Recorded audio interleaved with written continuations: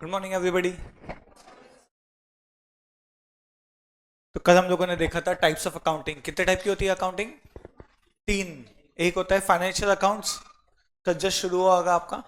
एक होता है कॉस्ट अकाउंटिंग, है ना, कुछ लोग पढ़ चुके हैं, कुछ पढ़ने वाले हैं। तो दोनों में डिफरेंस पता है फाइनेंशियल और कॉस्ट में? Financial accounting basically postmortem type का होता है, ट्रांजेक्शन होने के बाद उसकी रिकॉर्डिंग होकर उसका एनालिसिस वगैरह बहुत कुछ होता है। कॉस्ट अकाउंटिंग में मेनली क्या करते हैं हम लोग? कॉस्टिंग रिलेटेड होता है कि कॉस्ट एसरटेन कर पाए, जो भी अपने को जानना है। एंड तीसरा हमने देखा मैनेजमेंट अकाउंटिंग। ये किसके लिए बनती है मैनेजमेंट अकाउंटिंग? मैनेजरियल जगह वाले लोगों के लिए। तो मैनेजरियल पोजीशंस होती है ना, मैनेजर या एमडी होगा, जिन्हें डिसीजंस लेनी है। तो बेसिकली ये डील करता है कैसे, बहुत सारे एंगल है इसमें, बट एक मेजर है management of finances. And management of finances की बात आई तो अपना सब्जेक्ट क्या है? Financial management. इसमें मेजरली दो चीजें होती है, एक होता है प्रोक्योरमेंट ऑफ फंड्स, नहीं नहीं एकदम परफेक्ट हो, कुछ भी मत करो। एक होता है प्रोक्योरमेंट ऑफ फंड्स और दूसरा क्या होता है? यूटिलाइजेशन ऑफ फंड्स, है ना। मैनेजमेंट ऑफ फाइनेंसेस में दो चीजें, कौन सी दो? जो भी किए वो रिवर्स कर दो संजय भैया। एक होता है प्रोक्योरमेंट ऑफ फंड्स और दूसरा होता है यूटिलाइजेशन ऑफ फंड्स। आप भी सोचो बेटा, आपके पास एक बढ़िया बिजनेस आइडिया है कि हम लोगों ने कुछ नया रेस्टोरेंट खोलना चाहिए, तो आप सबसे पहले क्या सोचोगे? उसके लिए तो बजट आएगा आपका, कॉस्टिंग में बजटिंग वगैरह होगी। 1 करोड़ का बजट आया, तो अब क्या करोगे? या बेसिकली यहाँ पे आपका प्रोजेक्ट रिपोर्ट बनेगा। प्रोजेक्ट रिपोर्ट समझता है क्या होता है? किसी का भी नया बिजनेस होता है ना, तो उसे प्रोजेक्ट रिपोर्ट बनानी होती है, कभी दिखाऊंगा आपको। तो प्रोजेक्ट रिपोर्ट दो पार्ट्स में बनती है। एक उसमें होता है राइटअप। राइटअप मतलब आप लिखते हो कि आपके प्रोसेस कैसे होंगे, हम ये ऐसा ऐसा ऐसा ऐसा करेंगे। और प्रोसेस मतलब समझा आपको? जैसे अब आपका पनीर बनाने का फैक्ट्री है, तो हम मिल्क प्रोक्योर करेंगे, उसको कन्वर्ट करेंगे, फ्लेवर डालेंगे, फ्लेवर्ड पनीर बेचेंगे, वैसा। तो ये हो गया आपका क्या, राइटअप वाला पार्ट। और फिर उसमें आप कैलकुलेशन बताओगे बैंक को इसलिए ताकि वो आपको लोन दे सके कि हमारा प्रोजेक्टेड टर्नओवर, हम 5 साल में इतना इतना इतना पैसा कमाने वाले हैं, ये सेल्स होगी, ये कॉस्टिंग होगी, हमारा प्रॉफिट होगा, है ना। एकदम रातों रात हम भी अमीर बनने वाले हैं, आपके पास भी मौका है हमको लोन देके अमीर बनने का। तो अपना जो ROCE होगा, जो हम लोग कमाने वाले वो कितना होगा? 25। अब बैंक को कितना देने वाले हम लोग? 10। तो बीच में हमारा क्या बचेगा? 15। इस कंसेप्ट को क्या कहते हैं? लेवरेज करना। तो समझा लेवरेज क्या था अपना? ये भी एक पार्ट हमने देखा था कि लेवरेज क्या होता है। ये बंदा खुशी खुशी 1 करोड़ रुपए से 25% यानी 25 लाख कमा रहा था। फिर से किसी ने आइडिया दिया कि अगर आप 25% कमा रहे हो तो why not borrow 2 crore extra from bank. उसका खुद का पैसा कितना था? 1 करोड़। 100 लाख है ना, 1 करोड़। फिर उसने कितना बोरो किया? 2 करोड़। कितना हो गया टोटल उसका? 3 करोड़। इस पे क्या कमाने वाला है वो? 25%, यानी कितना हो गया? 75 लैक्स। लेकिन इसमें से अब उसे क्या करना होगा? इसका 10% 20 इंटरेस्ट देना होगा, तो क्या बचेगा उसके पास? 55 लाख। क्या आपने देखा, मात्र एक सिंपल सी आइडिया लिवरेज नाम की अप्लाई करने से उसका प्रॉफिट कितने से बढ़ गया? 30 लाख से। क्या ये 30 का ब्रेकअप है आपके पास? इस 30 का ब्रेकअप है भैया, 200 का 25% कमाया, सही, कितना हो गया?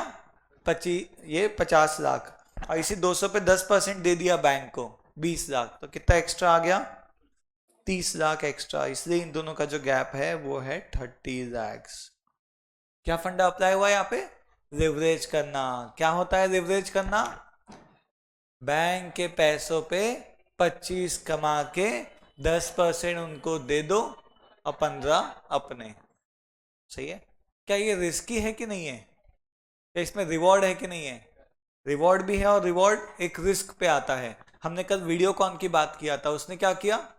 बहुत लिवरेज किया, है ना। खुद के पैसे थोड़े से और बढ़िया 20 गुना 40 गुना उसने लिवरेज किया। तो उसमें क्या हुआ, जब कंपटीशन बढ़ी और उसका जो रिटर्न था 25 की जगह 8 हो गया, बट बैंक का तो 10 फिक्स था, तो क्या होने लगा? लॉस होने लगा। हमने उसकी बैलेंस शीट देखा कल।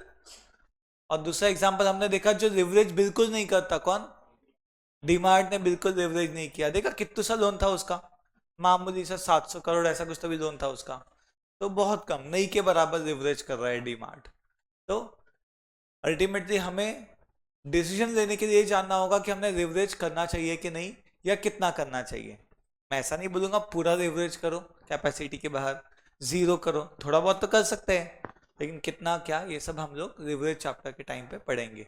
बट मोस्टली इक्विटी डेट का जो आइडियल रेशियो होता है वो होता है 2:1। आपके 1 करोड़ तो बैंक उस पर 2 लगाती है, ये आपका आइडियल रेशियो हो गया। 1:2 बोलो या 2:1 बोलो। आपका इक्विटी 1 करोड़, बैंक के 2 करोड़, आपके 10 लाख तो बैंक के 20 लाख, इस प्रकार से। ठीक है, फिर हमने देखा कि ये तो डीमार्ट का मॉडल देखा था। आई होप ये क्लियर था। क्या है financial management? Procurement of funds and utilization of funds. फिर क्या होता है, फंड्स जो है वो कहाँ कहाँ से आते हैं, तो ये सब हमको हमारी बैलेंस शीट में दिखेगा। फंड्स की अलग अलग जगह होती है।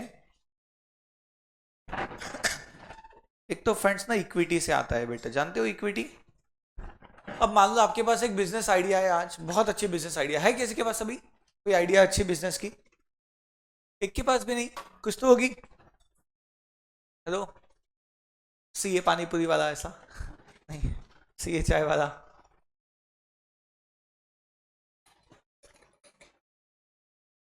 किसी के पास आइडिया नहीं बेटा?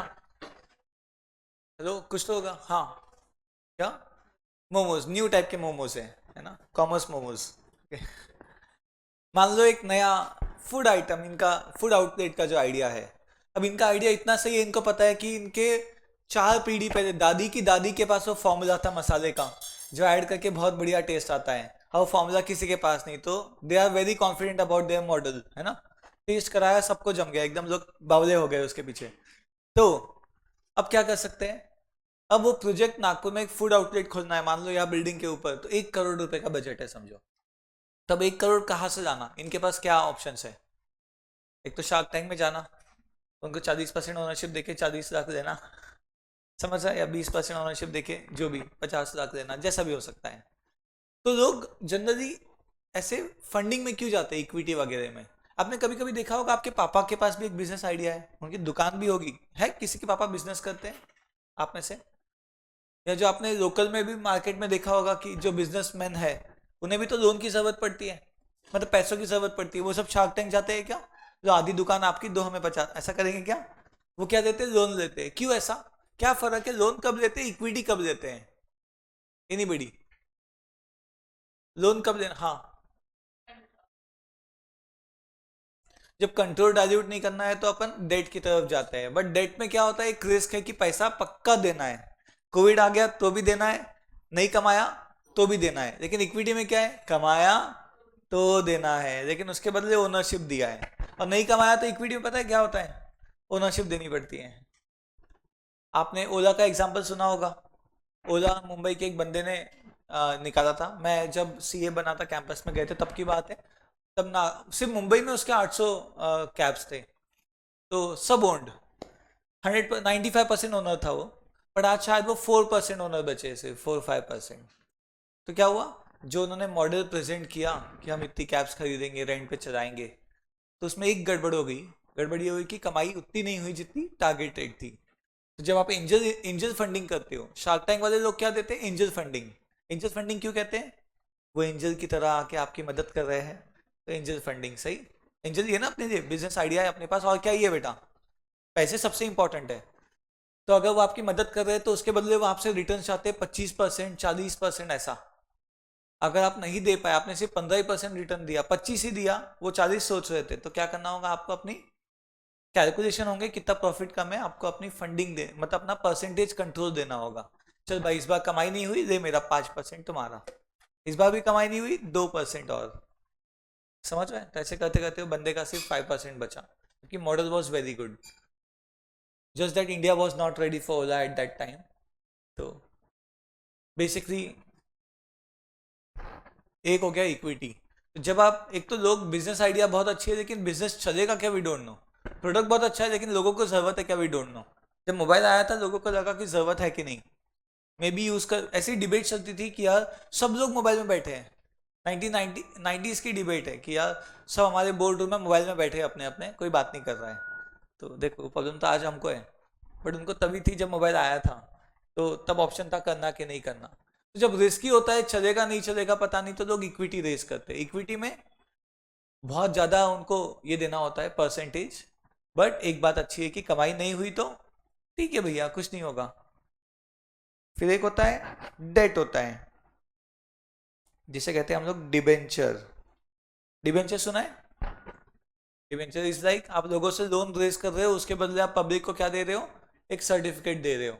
लोन के जैसा ही है बट थोड़ा फर्क है। लोन जनरली बैंक से दिया बोलते हैं, और कंपनी को आपने, कंपनी ने अगर लोगों से पैसा रेज किया तो उसे क्या कहते हैं? डिबेंचर। अब इन दोनों के बीच में एक आता है प्रेफरेंस। डिफरेंसेस पढ़े होंगे कभी तो भी बीकॉम में, फाउंडेशन में। इक्विटी और डिवेंचर के बीच का होता है। एक हो गया आपका reserves and surplus. Reserves and surplus पता है क्या है? आप बिजनेस कर रहे हो, आपने कमाई कर दिया, अरे आपका बड़ा बिजनेस है, इस साल आपने 2000 करोड़ कमाया, तो नया प्रोजेक्ट उसमें से भी तो फाइनेंस कर सकते हैं कि नहीं बेटा? हेलो, तो वो एक हो गया रिसोर्स। एक हो गया बैंक का टर्म लोन। अब ये सबका कॉस्ट होता है। क्या लगता है बैंक में जो आजकल लोन चलते हैं क्या रेट पे चलते होंगे? बैंक के लोन्स क्या रेट पे होंगे आजकल? Any guess? मान लो आपको होम लोन चाहिए, कितने पे है? 9 पे हो गया है होम लोन, 8 9 पे, 8.5 9, अभी बढ़ गया हल्का। पता है आपको सबसे सस्ता होम लोन है? हेलो, सबसे सस्ता? क्यों सबसे सस्ता होम लोन होगा? क्योंकि सरकार चाहती है कि लोग खुद का एक घर बनाए। सेफ्टी, इंडिया में सेफ्टी घर को माना जाता है। वैसे तो फाइनेंस कहता है कि किराया हो या ओनरशिप हो, तो आंसर आता है कि किराए का ही घर हो, ज़्यादा पूरा आता है। क्योंकि 1 करोड़ का अगर कोई फ्लैट लेते हो आप नागपुर में, हाँ 1 करोड़ का फ्लैट लेते हो, वही पैसे आप म्यूचुअल फंड में लगाते या बॉन्ड्स में लगाते तो 12% मिलता है, यानी 1 करोड़ के फ्लैट का 1 लाख महीना। बट अभी वही 1 करोड़ का फ्लैट आपको 1 लाख महीने की जगह 25,000 महीने में मिल जाता है। तो क्या करना चाहिए? किराए पे जाना चाहिए कि लोन लेके ईएमआई भरनी चाहिए? 25,000 महीने में आपका काम हो सकता है, मगर आप 1 करोड़ का जो फ्लैट इन्वेस्टेड है, अगर वही पैसे म्यूचुअल फंड में लगे होते तो क्या मिल रहा होता आपको? सोचो बेटा, आपको पापा ने 1 करोड़ दे दिया, हेलो, अब 1 करोड़ के लिए आपके पास दो ऑप्शन। पहला, पर्सन ए बाइज होम, 1 करोड़ घर में लग गए, आपके पास क्या बचा? कुछ भी नहीं, खत्म। ठीक है, अब जो आपकी सैलरी आएगी बस वो। लेकिन यही 1 करोड़ आपने म्यूचुअल फंड में लगाया तो क्या मिलेगा आपको हर महीने? अगर 12% साल का, तो महीने का कितना हुआ? 1%। क्या आप 1 करोड़ का 1% निकाल सकते हो? निकालो कैलसी पे। 1 करोड़ का 1% 1 लाख आता है, भरोसा रखो। 1 करोड़ का 1% 1 लाख। तो अगर बेटा वही 1 करोड़ आपने म्यूचुअल फंड्स में रखा तो आपको क्या मिलेगा? 1 लाख। और आपको ये कितना देना है रेंट? 25,000 30,000 महीना बस। 70 एक्स्ट्रा बचा कि नहीं? सैलरी तो अलग ही है। तो बताओ, इससे ये साबित होता है कि घर हमेशा किराए का होना चाहिए, खुद का नहीं। बट स्टिल इंडिया में सबसे सेफ घर को ही माना जाता है। और ये तब प्रूव हुई थेरी, फाइनेंस तब रॉन्ग प्रूव हुआ जब कोविड आया, तो किराया नहीं भर पाए क्योंकि इनकम नहीं थी।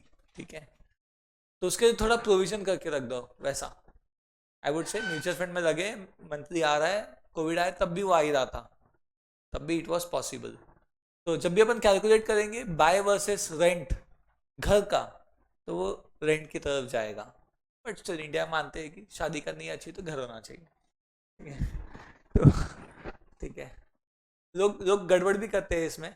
जैसे कई आसपास के लोग होते हैं, मान लो क्या करते हैं, अब बीच में इंडिया में ट्रेंड आ गया कि यार शादी, अब लड़की को अगर शादी करनी है तो नागपुर में ही घर चाहिए, एग्जाम्पल है ना। अब नागपुर के पास कोई सावनेर करके गांव होगा, तो वहां पे कौन जाएगा? मतलब अपॉर्चुनिटी नहीं है ना, लड़की भी क्या करेगी, उसे जॉब करना है। सावनेर में क्या करेंगे बेटा, वहां सिर्फ ढाबे हैं, मतलब, तो मतलब अपॉर्चुनिटी वाइज तो बेसिकली ये लोग क्या करते हैं, सावनेर सावनेर वाला बंदा क्या करेगा, वो नागपुर में एक घर लेगा बढ़िया, नागपुर में लोन लेके घर लेगा 1 करोड़ का, 75 लाख 80 लाख का लोन था, 20 लाख चाहिए थोड़े खुद के, घर लिया। लड़की वाले देखने आए, बढ़िया घर है, लोन पे है, कोई पूछता है क्या? ऐसा अच्छा नहीं लगता ऐसा। ठीक है, शादी हो गई, शादी के बाद घर बेच दिया, बैक टू सामने। तो, लोगों ने ये भी बहुत किया, तो इसलिए आजकल लोगों ने फिर बोलना शुरू किया, दिखाओ भैया लोन पे है नहीं है, आप जाओगे नहीं जाओगे, सब कुछ। तो सब स्मार्ट है। तो खैर, तो कहाँ से भटके थे हम लोग? एक रिजर्व भी है, इक्विटी भी है, प्रेफरेंस, डिवेंचर और टर्म लोन। हम बात कर रहे थे हाउसिंग लोन 8 9 पे मिलता है, आपको पता है यूएस में आज कोविड के जस्ट पहले हाउसिंग लोन का रेट क्या था? %0.5। अब मेरे रिलेटिव ने वहां पे हाउसिंग लोन दिया, इट वाज 0.2, एक्चुअली 0% पे था उनका। तो अब वो कुछ कंपनीज को 0 पे था, एप्पल में तो 0% पे हाउसिंग लोन। तो सोचो 0 पे हाउसिंग लोन, तो ऐसे केस में तो बंदा सोचेगा क्या रेंट तो फिर नहीं बैठेगा ना हिसाब में, सीधा बाय करो टाइप की बात है। लोन लिया, बस प्रिंसिपल वापस करना है धीरे धीरे, नो इंटरेस्ट। तो लेकिन पोस्ट कोविड अभी भी वहां पे रेट 3.3% चल रहा है, जबकि इंडिया में क्या है 8.5-9%। वहां पे 0 या आधे से लेके 2.5-3 तक के गया, इंडिया में 8 से लेके 9 पे गया। ये सबसे सस्ता हाउसिंग लोन। नेक्स्ट सस्ता क्या है हाउसिंग लोन के बाद? हाउसिंग लोन 9 पे, कार लोन 10 पे। कार लोन बेटा, कार की सबसे अच्छी बात है कि आप कार का लोन कार खरीदने के लिए लेते हो। Hello, obviously car loan car खरीदने के लिए। ऐसा कभी कर सकते हैं कार लोन लो, 2 टू व्हीलर खरीदा, अरे कार में नहीं तो कार लोन दो दो 4 चक्के हो गए ना। नहीं, 4 व्हीलर के लिए नहीं दिया। अगर 4 व्हीलर का लोन लोगे तो अब 2 गाड़ी को एक रस्सी बांध दो, यू कैन जस्टिफाई। ये तो 4 व्हीलर है भाई, हम ऐसे ही जाते हैं। बट खैर, कार लोन कार के लिए होता है। कार की बेस्ट बात, आपने अगर ईएमआई नहीं चुकाया तो बंदा क्या करेगा? कार उठा के ले जाएगा। एंड कार उठा के ले जाना बहुत इजी है बेटा, उठाना नहीं पड़ता। चला के, समझ रहा है क्या? वेरी इजी, एक आदमी गया उठा के ला दिया, खत्म। तो ये सबसे बेस्ट बात है। कार में होते हैं फीचर बिना चाबी के चालू होती है, जो भी सबको पता होता है, वो प्लग वग जो भी होगा, तो वेरी इजी। वाकई में होता है बेटा। आज पहले तो सिर्फ ये जो प्राइवेट बैंक है ना, उनके डिपार्टमेंट्स थे, वसूली डिपार्टमेंट होता था उनका, जो भी इंग्लिश में नाम होगा। आजकल नेशनलाइज बैंक के पास वसूली डिपार्टमेंट है बेटा।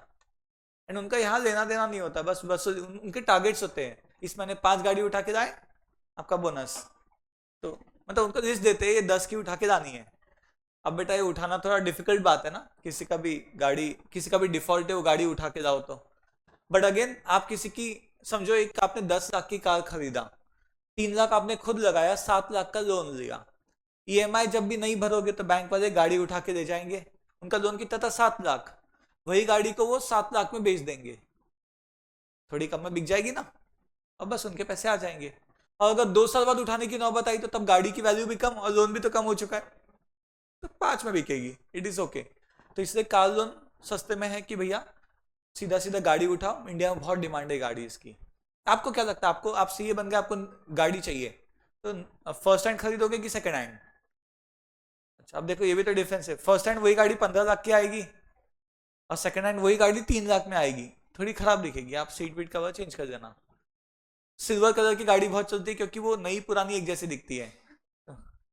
तो नई में भी पुरानी दिख रही है, पुरानी में भी नहीं दिख रही है। तो सेकंड हैंड वालों को सिल्वर चाहिए, फर्स्ट हैंड वाले सिल्वर नहीं देते, बोले पुरानी दिखेगी। तो अगेन वो भी डिसीजन है कि क्यों फर्स्ट हैंड लेते हैं लोग, पता नहीं। लेकिन आपको दिखाना तो भी तो है बेटा, लड़की वाले देखने आएंगे तो मैटर करेगा कि नहीं? हेलो, सोचा है कि नहीं शादी के बारे में? सोचा है? बढ़िया। कहाँ, नागपुर में कि मुंबई कहीं और? अच्छा, टाइम पे 2-3 देख के एक फाइनल ऐसा। अरे आपका प्रोफाइल है क्या? चलो, तो कार लोन हो गया 10 पे। नेक्स्ट क्या होता है? नेक्स्ट होता है बिजनेस लोन। अब बिजनेस लोन होता है 12-13 पे, डिपेंडिंग ऑन आपकी कितनी अच्छी इज्जत है मार्केट में। ठीक है, 12-13 पे आपको बिजनेस लोन मिलता है। जैसे बिजनेस लोन मतलब कोई भी एक शॉपकीपर आपने धर्मपेट में देखा होगा, इन सबके पास हो सकता है 1 करोड़ 50 लाख का लोन लिया हुआ होगा 12-13% पे, दैट इज बिजनेस लोन। तो उसे हम लोग टर्म लोन भी, अब टर्म लोन भी कहते हैं, उसमें अलग अलग टाइप्स होते हैं, मैं उस पर आता हूँ बाद में। तो ये हो गया बिजनेस लोन। इसके बाद नेक्स्ट होता है personal loan. What is personal loan?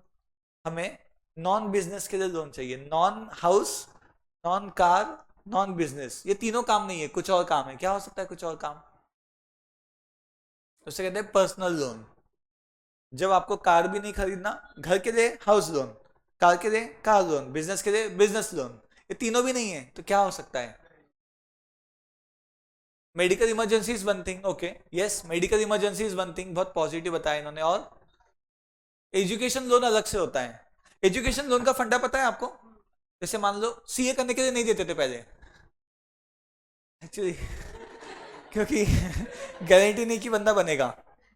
लेकिन अब मेडिकल में कैसा है, इंजीनियरिंग में कैसा है, एक बार एडमिशन दे दिया मार्क्स कम ज्यादा होंगे, बन जाएगा, कुछ तो बन जाएगा भैया, है कि नहीं? पता है कि नहीं ये बात आपको? एंड स्पेशली मेडिकल के लिए बहुत फेमस है एजुकेशन लोन। उनका ऑप्शन होता है, जैसे आप एमबीबीएस कर रहे हो, कितने साल का एमबीबीएस होता है? 4 साल का समझो, अपने को भी नहीं अभी ध्यान, 4 या 5 साल का होगा, 5, समझो 5 साल का वो कोर्स है, 1 साल इंटर्नशिप मिला के, ऐसा है बेटा, हाँ 5 साल का कोर्स है। तो वो कहते हैं कि आप लोन ले लो एंड आपको पैसा जो देना है ना, 5 साल बाद आप एमबीबीएस बनोगे, तो 5 साल पैसे देने हैं क्या? नहीं, लेकिन एकदम 5 साल होते हैं पैसे मांगने पहुंच जाएंगे, बोले अभी तो डॉक्टर बनाया, रुको तो सही, मतलब कमाई नहीं होगी ना, तो 5 साल के बाद 1 साल और देते हैं। लगेगा कि नहीं बेटा? बस अब डॉक्टर बन गए, आप मिठाई बांट रहे हो, वो बैंक वाले भी आ गए तो कैसे करोगे ना? तो बेसिकली 5 साल में एमबीबीएस बने, अब सेटल होने का 1 साल या जॉब करने का, ठीक है। 6 साल बाद 7वें साल से आपकी इंस्टॉलमेंट शुरू होती है। 6 साल का आपको क्या देते हैं वो? Moratorium period. क्या कहते हैं इसे? Moratorium period. सही। तो 7वें साल से आपकी ईएमआई शुरू होगी, तो कितना अच्छा है उनके लिए। 6 साल इंटरेस्ट बढ़ते जा रहा है और 7वें साल से देना है आपको ईएमआई। 6 साल बस पढ़ाई पे ध्यान दो, बोले आप बिल्कुल टेंशन मत लो, बोले पैसों का, ठीक है, बैंक बोल रही है 7वें साल से पैसा मांगना शुरू। ये सब कैलकुलेशन बराबर हो जाते हैं, इंटरेस्ट ऐड होता है, उसकी इंस्टॉलमेंट्स आती है। बट सीए में आजकल रिसेंटली शुरू हुआ है, रेट थोड़ा ज़्यादा है, प्राइवेट कंपनीज ने शुरू किया, नेशनलाइज अभी भी सीए को जनरली नहीं देती। क्यों नहीं देती? ऑब्वियसली सीए को दिया ये सोच के कि 4 साल का सीए, 1 साल वो जेस्टेशन, 5 साल बाद 6वें साल पैसे मांगने गए तो पता चला सीए फाइनल में है, पॉसिबल है ऐसा, इसलिए। तो खैर ये हो गया आपके लोन के परसेंटेजेस। और एक मेजर रीजन पर्सनल लोन का, एक तो एजुकेशन का लोन अलग हो गया, एक इन्होंने क्या बताया, मेडिकल इमरजेंसी, और क्या हो सकता है? शादी। लोन लेके भी शादी करते हैं लोग, दहेज देना है आप दहेज दोगे क्या? नहीं।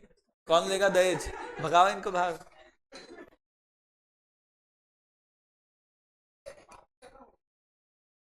एक तो आपको ऐसी लड़की मिल रही है जो जिंदगी भर खुद की कमाई खुद करेगी, तो उन्होंने पैसे लेना चाहिए, हमने इतना लड़की पे खर्चा किया, लड़की का मतलब ये तो आपकी हुई, सही बात है कि नहीं बेटा? खैर आएगा वो टाइम भी जब लड़के दहेज देंगे, बट फिलहाल नो दहेज सिस्टम है समझ लो। तो दहेज के लिए नहीं बेटा लोन शादी के लिए लोग पर्सनल लोन लेते हैं। मतलब अब देखो यार, अच्छी शादी सिर्फ इंस्टाग्राम पे अच्छे फोटोज के लिए लोन लिया है, एंड लोग शादी करते हैं, उसमें भी फाइनेंस है बेटा, आप समझो। मतलब गिवन अ चॉइस, मान लो आप सबकी शादी है, आई डोंट नो आप इंस्टाग्राम पे लोगों को कितना खुश करना चाहते हो, अब बेटा एट दी मैक्स क्या होगा? लाइक्स आएंगे, है कि नहीं? लाइक्स आके क्या हो जाएगा बेटा? बट खैर आपको सोचना है। बट मान लो आपने शादी पे 50 लाख खर्च किया, 50 लाख वेरी नॉर्मल हो गया है, लोग करते हैं बढ़िया। इसी के बदले अगर किसी ने आपको आइडिया दिया कि 50 लाख शादी पे खर्च करने की जगह, वो लोग बोले दोनों बच्चे अपने अपने पापा को कि आप 25-25 कॉन्ट्री कर रहे हो, हमको ऐसे ही दे दो कैश में, हेलो, शादी कोर्ट में कर देते हैं या मंदिर जाके, आप 25-25 दोनों हमको दे दो, 50 लाख जो खर्चा करके उड़ाने वाले थे हवा में, वो हमको दे दो, हम जमा करेंगे 50 लाख म्यूचुअल फंड में। ये म्यूचुअल फंड एग्जाम्पल है, जरूरी नहीं म्यूचुअल फंड में करना, गोल्ड ये वो जो भी होगा, अब एफडी होगा, बॉन्ड्स होंगे, बहुत ऑप्शन है। तो आपने वहां 50 लाख जमा किया, तो आपको क्या मिलेगा हर महीने? 1%, कितना? 50,000 महीना। बात समझ रही है क्या? तो जो अच्छी शादी आपने किया, वो शादी ना करते तो 50,000 महीना आपका आ रहा होता। किसी की शादी तो 1 करोड़ की होती है, तो उनका 1 लाख महीना। तो हर साल जो आप एल्बम देखोगे, वो एल्बम कितने की पड़ रही है पता है? तो मतलब हर साल के 50 लाख का 12%, 6 लाख की, 1 करोड़ का 12%, 12 लाख की, तो इट इज दैट कॉस्टली।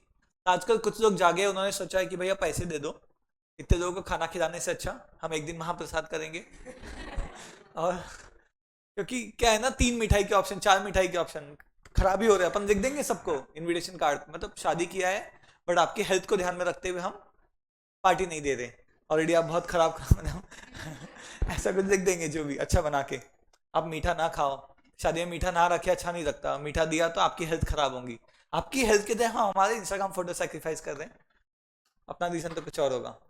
तो खैर लेविश शादी वर्सेस म्यूचुअल फंड शादी, तो इन्वेस्टमेंट वाली तो ये बेटा पर्सनल लोन का एक और रीजन। और एक और रीजन है बेटा, लोग पर्सनल लोन में बैंक को बताना नहीं पड़ता काय के लिए चाहिए, हेलो, बताने की जरूरत है क्या? नहीं बताना ही पड़ा, शादी बोल देना भैया, अब कभी भी जाएंगे और 10 साल शादी के नाम से पर्सनल लोन ले सकता है, है कि नहीं बेटा, जब तक शादी नहीं हुई। तो 5-6 बार भी देना पड़ा तो इशू नहीं है, शादी एक ही बार करेगा, बट बैंक को थोड़ी पता कब किया कब नहीं।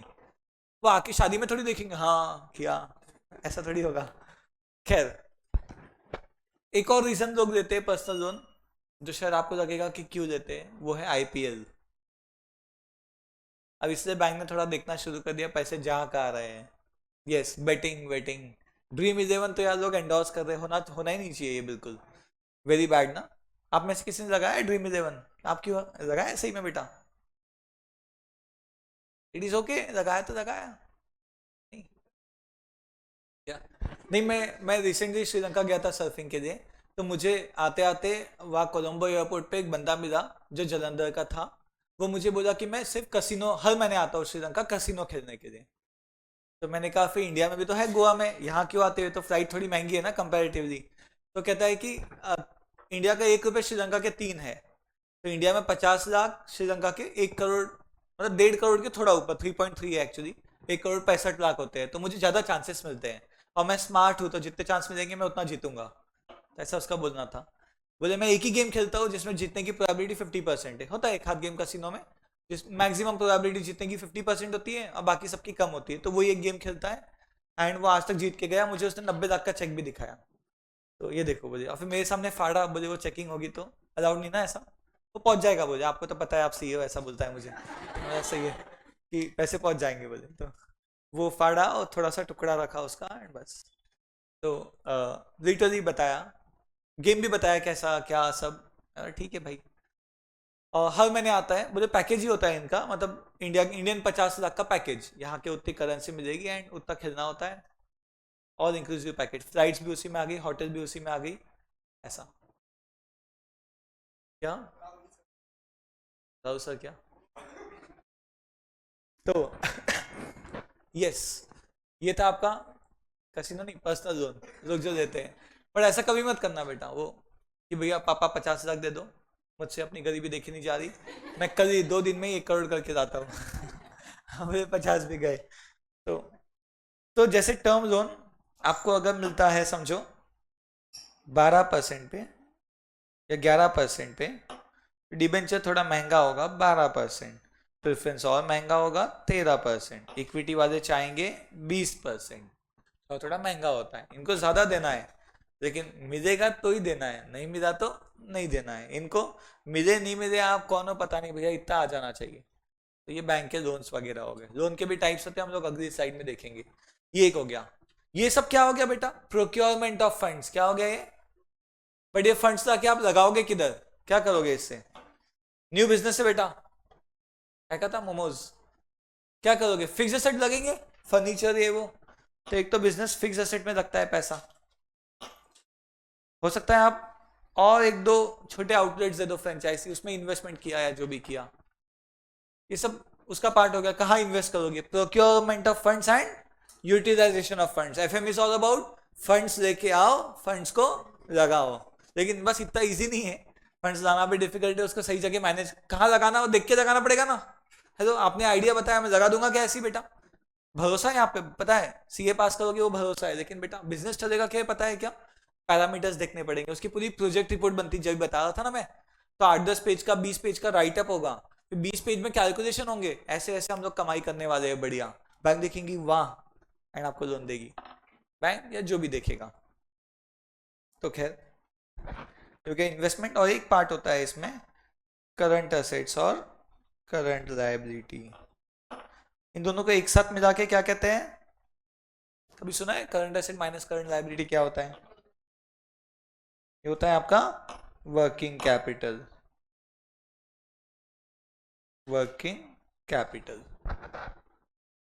तो बेटा वर्किंग कैपिटल के लिए भी तो पैसा लगता है, जानते हो आप, बैंक उसके लिए अलग से भी लोन देती है, बट यस जो भी आपने फंडिंग टोटल लाया, इसमें से कुछ आप फिक्स एसेट में लगाओगे, कुछ इन्वेस्ट करोगे, फिक्स एसेट में सब आ गया। भाई फैक्ट्री इमेजिन करो, सबसे पहले फैक्ट्री में क्या लगेगा? लैंड। क्या लगेगा? लैंड। कितना डेप्रिसिएशन है लैंड पे? गुड बेटा, 15%। वाह, लैंड पे। पाकिस्तान में थोड़ी है। बेटा सबसे पहले क्या लगेगा फैक्ट्री के? लैंड। फिर क्या लगेगा बताओ? अच्छा एक पेट्रोल पंप इमेजिन करो, सबसे पहले क्या लगेगा पेट्रोल पंप के लिए? लैंड। फिर क्या लगेगा? शेड। शेड। किसी भी फैक्ट्री में शेड होता है बेटा, पता है कि नहीं? भले टीन का होगा, जैसा भी होगा, गुड टीन होता है, वो शेड होता है। भाई बारिश में कैसे काम होगा? हेलो, आपकी पेपर फैक्ट्री है, बारिश आ रही है रे भैया तो शेड होगा, लैंड के बाद शेड, और क्या होगा अंदर? शेड के नीचे और लैंड के ऊपर मशीन, समझ रहा है? ऑफिस बिल्डिंग होगी जो भी है ना वैसा, तो वो सब में पैसा लगेगा। प्लस करंट एसेट्स में, करंट एसेट्स क्या है बेटा? नया बिजनेस है तो जो स्टॉक्स, रॉ मटेरियल खरीद के लाना पड़ेगा, वो भी तो आपका वर्किंग कैपिटल या करंट एसेट हुआ। फिर फिनिश गुड्स जो बन के पड़े होंगे डिस्प्ले के लिए, डिस्प्ले पे दिखेंगे तो ही तो बिकेंगे ना बेटा। हाँ बोलो, जस्ट इमेजिन ऐसे बनने वाले हैं, ऐसा कोई लेगा क्या? देखोगे तो अगेन वो सब क्या हो गया? Current assets. और करंट लायबिलिटी में क्या आता है? क्रेडिटर्स वगैरह, है ना? यस। तो बेसिकली क्या है, ये भी एक प्रकार से इसमें भी फंड्स लगता है, और क्रेडिटर भी एक प्रकार से अपने को फाइनेंस दे रहे हैं, सही है? क्रेडिटर की कॉस्ट क्या होती है फाइनेंस की? या तो जीरो मानो, या तो अगर उधारी में उनको उधारी ना देते हुए अपन तुरंत पैसे देंगे उनको, तो वो लोग अपने को 2% कैश डिस्काउंट देंगे, तो उसकी कॉस्ट कितनी होगी? समझ रहा है क्या? अरे मान लो अपन अपना बिजनेस है, तो मेरी बातें समझ रही है क्या? लेकिन पक्का ना बेटा, बहुत टाइम है ना हमारे पास मान लो हमने, हमारा एक बिजनेस है, हमने किसी दिल्ली वाले से कुछ परचेज किया एंड नागपुर वालों को बेचते हैं, कपड़े समझो।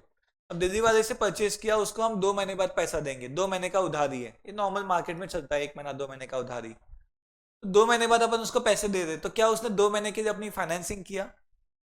हेलो, आपको बिना पैसों के, बिना लोन के आपको कपड़े मिल गए, ताकि आप बेच सको, बेच के पैसे आएंगे, उसको चुका पाओगे, सही है?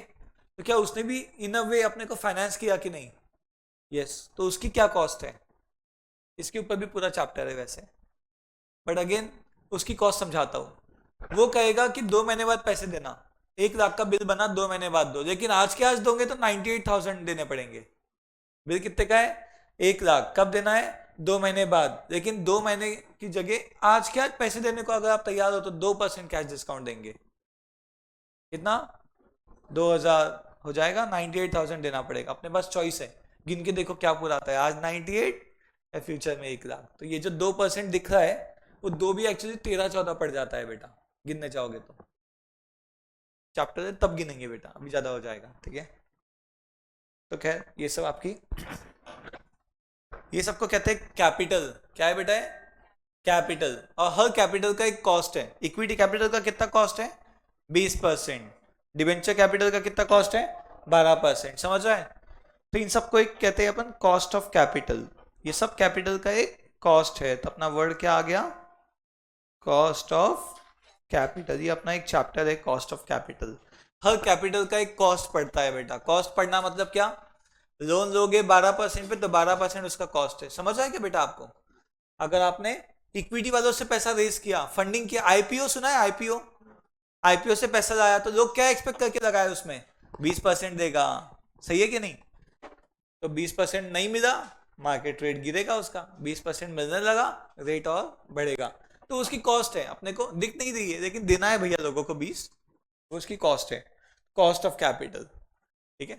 फिर हमने एक बात किया कि भैया लिवरेज करना कि नहीं करना, यानी लिवरेज करने के लिए क्या लगता है इक्विटी के साथ में? लिवरेज किसकी वजह से होता है? डेट की वजह से। क्या होता है डेट से? डेट मतलब लोन, डेट की वजह से। डेट कितने पे देते हो बेटा आप? 10 पे, लेकिन उसी डेट पे क्या कमाते हो? 25। 25 कमा के कितना दिया? क्या बचा आपके पास? 15। This is called as leverage. लेकिन लिवरेज करने के लिए आपको क्या चाहिए इक्विटी के साथ? डेट। अब कितना इक्विटी कितना डेट, इसके ऊपर लिवरेज डिसाइड होगा। भैया दोनों इक्वल रखना है, इक्विटी ज्यादा रख। डिमांड ने क्या किया? इक्विटी ज्यादा कि डेट ज्यादा? इक्विटी अति, डेट नेग्लिजिबल। वीडियो कौन? इक्विटी नेग्लिजिबल, डेट अति।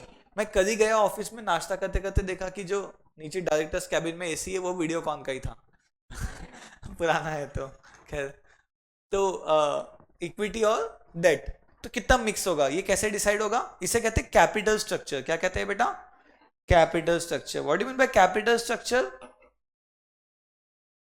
यस, कितना इक्विटी होगा कितना प्रेफरेंस होगा, कितना डेट होगा, कितना लोन, ये सब, इस सब का रेशियो। आपको ऐसा ऑप्टिमम रेशियो रखना है। कैपिटल स्ट्रक्चर भी आपके एक चैप्टर का नाम है, वो आपको बताएगा कि कितना रखना। 100 equity 0 debt is one option, 50-50 0 100, ठीक है, या 80-20 से बहुत सारे ऑप्शंस। हम वो ऑप्शन सिलेक्ट करेंगे जिसमें अपनी कंपनी का मार्केट वैल्यू हाईएस्ट होता है। कंपनी का मार्केट वैल्यू कहां दिखता है? पर शेयर का price into number of shares in market. याद है कल देखा था मार्केट कैप अपन ने, याद है कि दिखाओ एक बार? तो मार्केट कैपिटल, तो जिसमें अपना इक्विटी का मार्केट वैल्यू हाईएस्ट आए, मतलब शेयर्स का या कंपनी का मार्केट वैल्यू हाईएस्ट आए, वो ऑप्शन सिलेक्ट करेंगे कैपिटल स्ट्रक्चर में, ठीक है। अब आप पूरा इक्विटी रखोगे, आपकी कंपनी 1 करोड़ की कहलाएगी। अब आपने 50-50 की, आपकी कंपनी 1.5 करोड़ की कहलाई जा रही है, तो भैया क्या बेटर है आपके लिए? 50-50 कर लो, अब बढ़ रही है ना कंपनी की वैल्यू। ये सब अपन गिनेंगे कैपिटल स्ट्रक्चर चैप्टर के टाइम। और इक्विटी में डेट मिक्स करने से क्या होता है? लेवरेज। क्या होता है? लेवरेज। हर कैपिटल का क्या है बेटा? एक कॉस्ट है। फिर इक्विटी और डेट मिक्स करने से क्या कहलाता है? वो क्या सा कैपिटल स्ट्रक्चर रख रहे हो, और उसी से अपने को किस चीज का एडवांटेज मिलेगा? लेवरेज करने मिलेगा। ये हो गया आपका प्रोक्योरमेंट ऑफ फंड्स बेटा। इससे रिलेटेड अपने 3 चैप्टर्स है। फिर ये जो पैसा आएगा ये आप कहाँ लगाओगे? फिक्स असेट में और इन्वेस्ट करोगे। यहाँ पे आपका चैप्टर आता है कैपिटल बजटिंग। नाम देखो उसका, कैपिटल। कैपिटल यानी रेवेन्यू नेचर नहीं है, कैपिटल लॉन्ग टर्म नेचर वाला बजटिंग। इसमें आपके डिसीजंस आएंगी। बिल्डिंग चाहिए तो, या आपको फैक्ट्री चाहिए तो खरीदना फैक्ट्री या किराए पे देना। Buy versus lease, rent versus buy, land A versus land B, समझ रहे? Business A versus business B, momos या पानीपुरी, समझ रहे? दिस वर्सेस दैट, या करना कि नहीं करना, और अगर करना है तो ए करना कि बी करना कि सी करना, समझ रहे? तो ये कैपिटल बजटिंग का पार्ट है, इसको बहुत डिटेल में पढ़ेंगे। इसमें आपका टाइम वैल्यू ऑफ मनी आएगा। फिर मैंने कहा था बैकअप वीडियोस लिए बेटा नीचे से, तो उसमें टाइम वैल्यू ऑफ मनी पढ़ के रखना, इस चैप्टर में काम आएगा, फिलहाल टाइम है उसको। ये हो गया कैपिटल बजटिंग का पार्ट। जो लोग फाउंडेशन में पढ़े उन्होंने, उनको याद होगा, आपने मशीन में देखा था एनपीवी निकाल के, वो फिर से निकालना है, बस अभी थोड़ी एडवांस लेवल, अभी उसमें टैक्सेस वगैरह ऐड हो जाएंगे, तब टैक्स इग्नोर्ड थे, थोड़ा चेंज हो जाएगा, तो खर्चा अच्छा होता है कभी कभी, थोड़ी देर से बताऊंगा। कैपिटल बजटिंग एक हो गया, वर्किंग कैपिटल। इसके अलावा एक अपन ने कल बात किया था भैया, डिविडेंड डिसीजंस, याद है आपको? मैंने आपको बताया था अगर डिविडेंड आज बांटोगे तो क्या होगा? उनका भरोसा बढ़ेगा, इसलिए मार्केट प्राइस बढ़ेगा। लेकिन अगर डिविडेंड आप नहीं, मतलब प्रॉफिट्स बांटने की जगह आपने कंपनी में रिटेन किया, तो उससे क्या होने वाला है? आपका फ्यूचर ग्रोथ, फ्यूचर में वैल्यू बढ़ेगी, वो तो ज्यादा अच्छी बात है, सही है। तो इस हिसाब से अपने को डिसाइड करना है डिविडेंड डिसीजन, बांटना कि नहीं बांटना, कि कितना बांटना, वो चैप्टर एक। फिर एक आ जाएगा आपका रेशियो एनालिसिस, चैप्टर का नाम है। डॉक्टर के पास जाओ तो डॉक्टर आजकल टेस्ट देते हैं ना, 4-5 टाइप की टेस्ट, सब ब्लड काउंट ये वो सब आता है, उसके बेस पे डिसाइड करते हैं क्या बीमारी होगी। अपन भी रेशियोज देखेंगे, उसके बेस पे डिसाइड करेंगे आखिर प्रॉब्लम क्या है कंपनी में। अपन भी तो फाइनेंशियल डॉक्टर है बेटा, वही तो बनने जा रहे हैं, तो अलग अलग रेशियोज देख के थोड़ी स्टडी करना सीखेंगे। तो ये हो गए बेटा आपके इंडेक्स के सारे चैप्टर्स। ये देखो, इंट्रोडक्शन तो ठीक है चालू ही है, cost of capital, capital structure, leverage, dividend decision, capital budgeting, और ये वर्किंग कैपिटल भी अपन ने लिख लिया यहाँ पे, वर्किंग कैपिटल मैनेजमेंट। ये सब वर्किंग कैपिटल मैनेजमेंट का पार्ट है बेटा। ये उसको अलग अलग हेडिंग दिया क्योंकि बड़े बड़े टॉपिक्स है। बट मुझे बताओ, डेटा क्रेडिटर किसका पार्ट होता है? वर्किंग कैपिटल का। कैश इन्वेंट्री किसका पार्ट है? वर्किंग कैपिटल, ऐसा कुछ। और एक है सोर्सेस ऑफ फाइनेंस। मैंने आपको 5 बड़े बड़े हेड बताया फाइनेंस के, बट इसके अलावा और भी है। जैसे मैंने कहा था बायजूस ने टर्म बी लोन लिया, टर्म बी लोन, तो उसके लिए हो गया नया कुछ है, यहाँ नहीं देखा ना अपन ने, तो अनदर सोर्स ऑफ फाइनेंस। एक होता है बुलडॉग बॉन्ड, वेनिला बॉन्ड्स, ऐसे अलग अलग नाम है, ऐसे 20-30 नाम अपने को पढ़ने हैं लास्ट चैप्टर। और क्या क्या है जो वंस इन अ वाइल कभी तो भी यूज हुए हैं इंडिया में, बाहर में। एप्पल कंपनी इंडिया में आएंगी, फंड रेज करेगी, तो वो एक अलग फॉरेन बॉन्ड होता है, वो करना पड़ेगा। इंडिया वाला वहां जाके रेज करेगा तो एक अलग बॉन्ड है, ये नॉर्मल नहीं चलेगी, अपन कॉमन मैन के लिए पढ़ रहे हैं। तो अलग अलग सोर्सेस ऑफ फाइनेंस। तो ये पूरा एफएम एक पेज पे बेटा कि अपन क्या क्या पढ़ने वाले हैं, सब कुछ आ जाके आता है।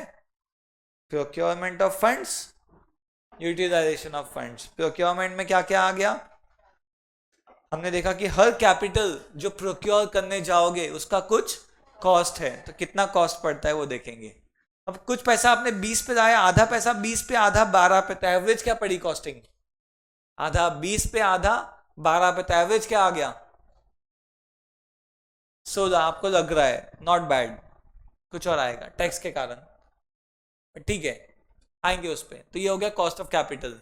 फिर बेटा कितना इक्विटी, कितना प्रेफरेंस, कितना डेट, ये क्या है आपका capital structure. And capital structure should be optimum. What is optimum capital structure? Which maximises share holders wealth, जिससे शेयर होल्डर की वेल्थ मैक्सिमाइज हो, ऐसा स्ट्रक्चर रखना है। चैप्टर के टाइम पे देखेंगे कैसे निकालना है। लिवरेज, लिवरेज आप सबको क्लियर है एकदम? कोई एक लाइन में बता सकता है लिवरेज क्या है? बैंक के पैसों पे 25 कमा के उनको 10 में खुश रखो और आपके बाकी 15। फिर जो पैसा प्रोक्योर होगा वो कहाँ लगेगा? कैपिटल बजटिंग का पार्ट है। आप डिसाइड करोगे रेंट पे देना कि खरीदना, बिजनेस ए करना कि बी करना कि सी करना, ऐसा कुछ। और एक हो गया वर्किंग कैपिटल। इसके अलावा फाइनेंस मैनेजर और क्या डिसीजन लेगा, डिविडेंड देना कि नहीं या कितना देना, रेशियो एनालिसिस करेगा पूरा। और फिर सोर्सेस ऑफ फाइनेंस के और कुछ नाम पढ़ेंगे अपन, थ्योरी क्वेश्चन। तो थ्योरी क्वेश्चन एग्जाम में ऑप्शनल होता है, यू कैन, मतलब कंपलसरी नहीं है सॉल्व करना, मतलब वो 2 आउट ऑफ 3 करते हैं ना, उसमें एक होता है। तो बैकअप प्लान है, इनकेस न्यूमेरिकल नहीं जमा तो थ्योरी पे जाओ। तो यस, यहाँ तक किसी को कोई डाउट? क्या लिखा हुआ है यहाँ पे? एक बैलेंस शीट में प्रोक्योरमेंट एंड यूटिलाइजेशन दिख रहा है, उसी में अपने रिलेटेड सारे चैप्टर्स के नाम। समझ रहे अपन कब क्या पढ़ने वाले हैं? अभी आउट ऑफ एवरीथिंग सबसे tough chapter cost of capital है, और पहला वही आता है, ठीक है। तो कई लोग क्या, और सबसे इजी लिवरेज है, कई लोग क्या करते हैं फिर वो पहले लिवरेज पढ़ के फिर ये पढ़ते हैं, बट उसके बिना कॉस्ट ऑफ कैपिटल ही नहीं समझा तो लिवरेज का बहुत, मतलब कभी कभी 10% 15% सेंस नहीं बनता, मोस्ट ऑफ द केस में बनेगा। बट मैं चाहता हूँ अपन टफ चैप्टर पढ़ ले, एकदम पहाड़ चढ़ ले, फिर से उतरना ही है नीचे, चलेगा आपको? कॉस्ट ऑफ कैपिटल वही सही ऑर्डर है एक्चुअली। तो थोड़ा थोड़ा टफ जाएगा इनिशियली, सिर्फ पहला क्वेश्चन उसका 2 दिन चलेगा, टफ जाएगा, बट ठीक है, आप उतना बेयर कर दिए बढ़िया, उसके बाद सब गोइंग इजी।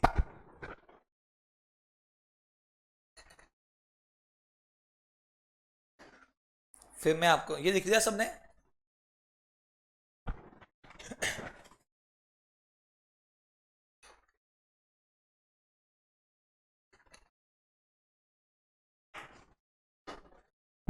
तो चलो देखते हैं कि दाग क्यों अच्छे होते हैं। क्या बेटा?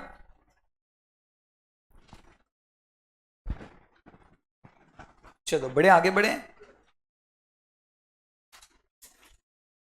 देखो मान लो आपकी कुछ इनकम है, हेडिंग के लिए जगह छोड़ दो, हेडिंग बाद में दिखाऊंगा। केस ए, केस बी।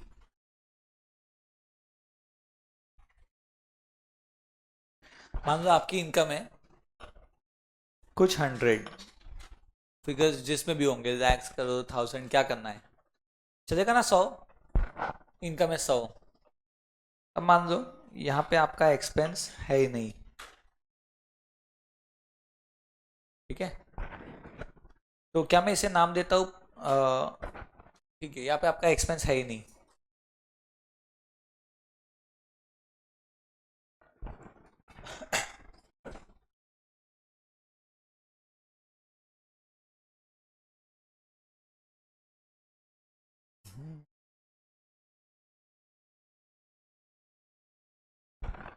तो बताओ बेटा आपकी नेट इनकम कितनी हो गई?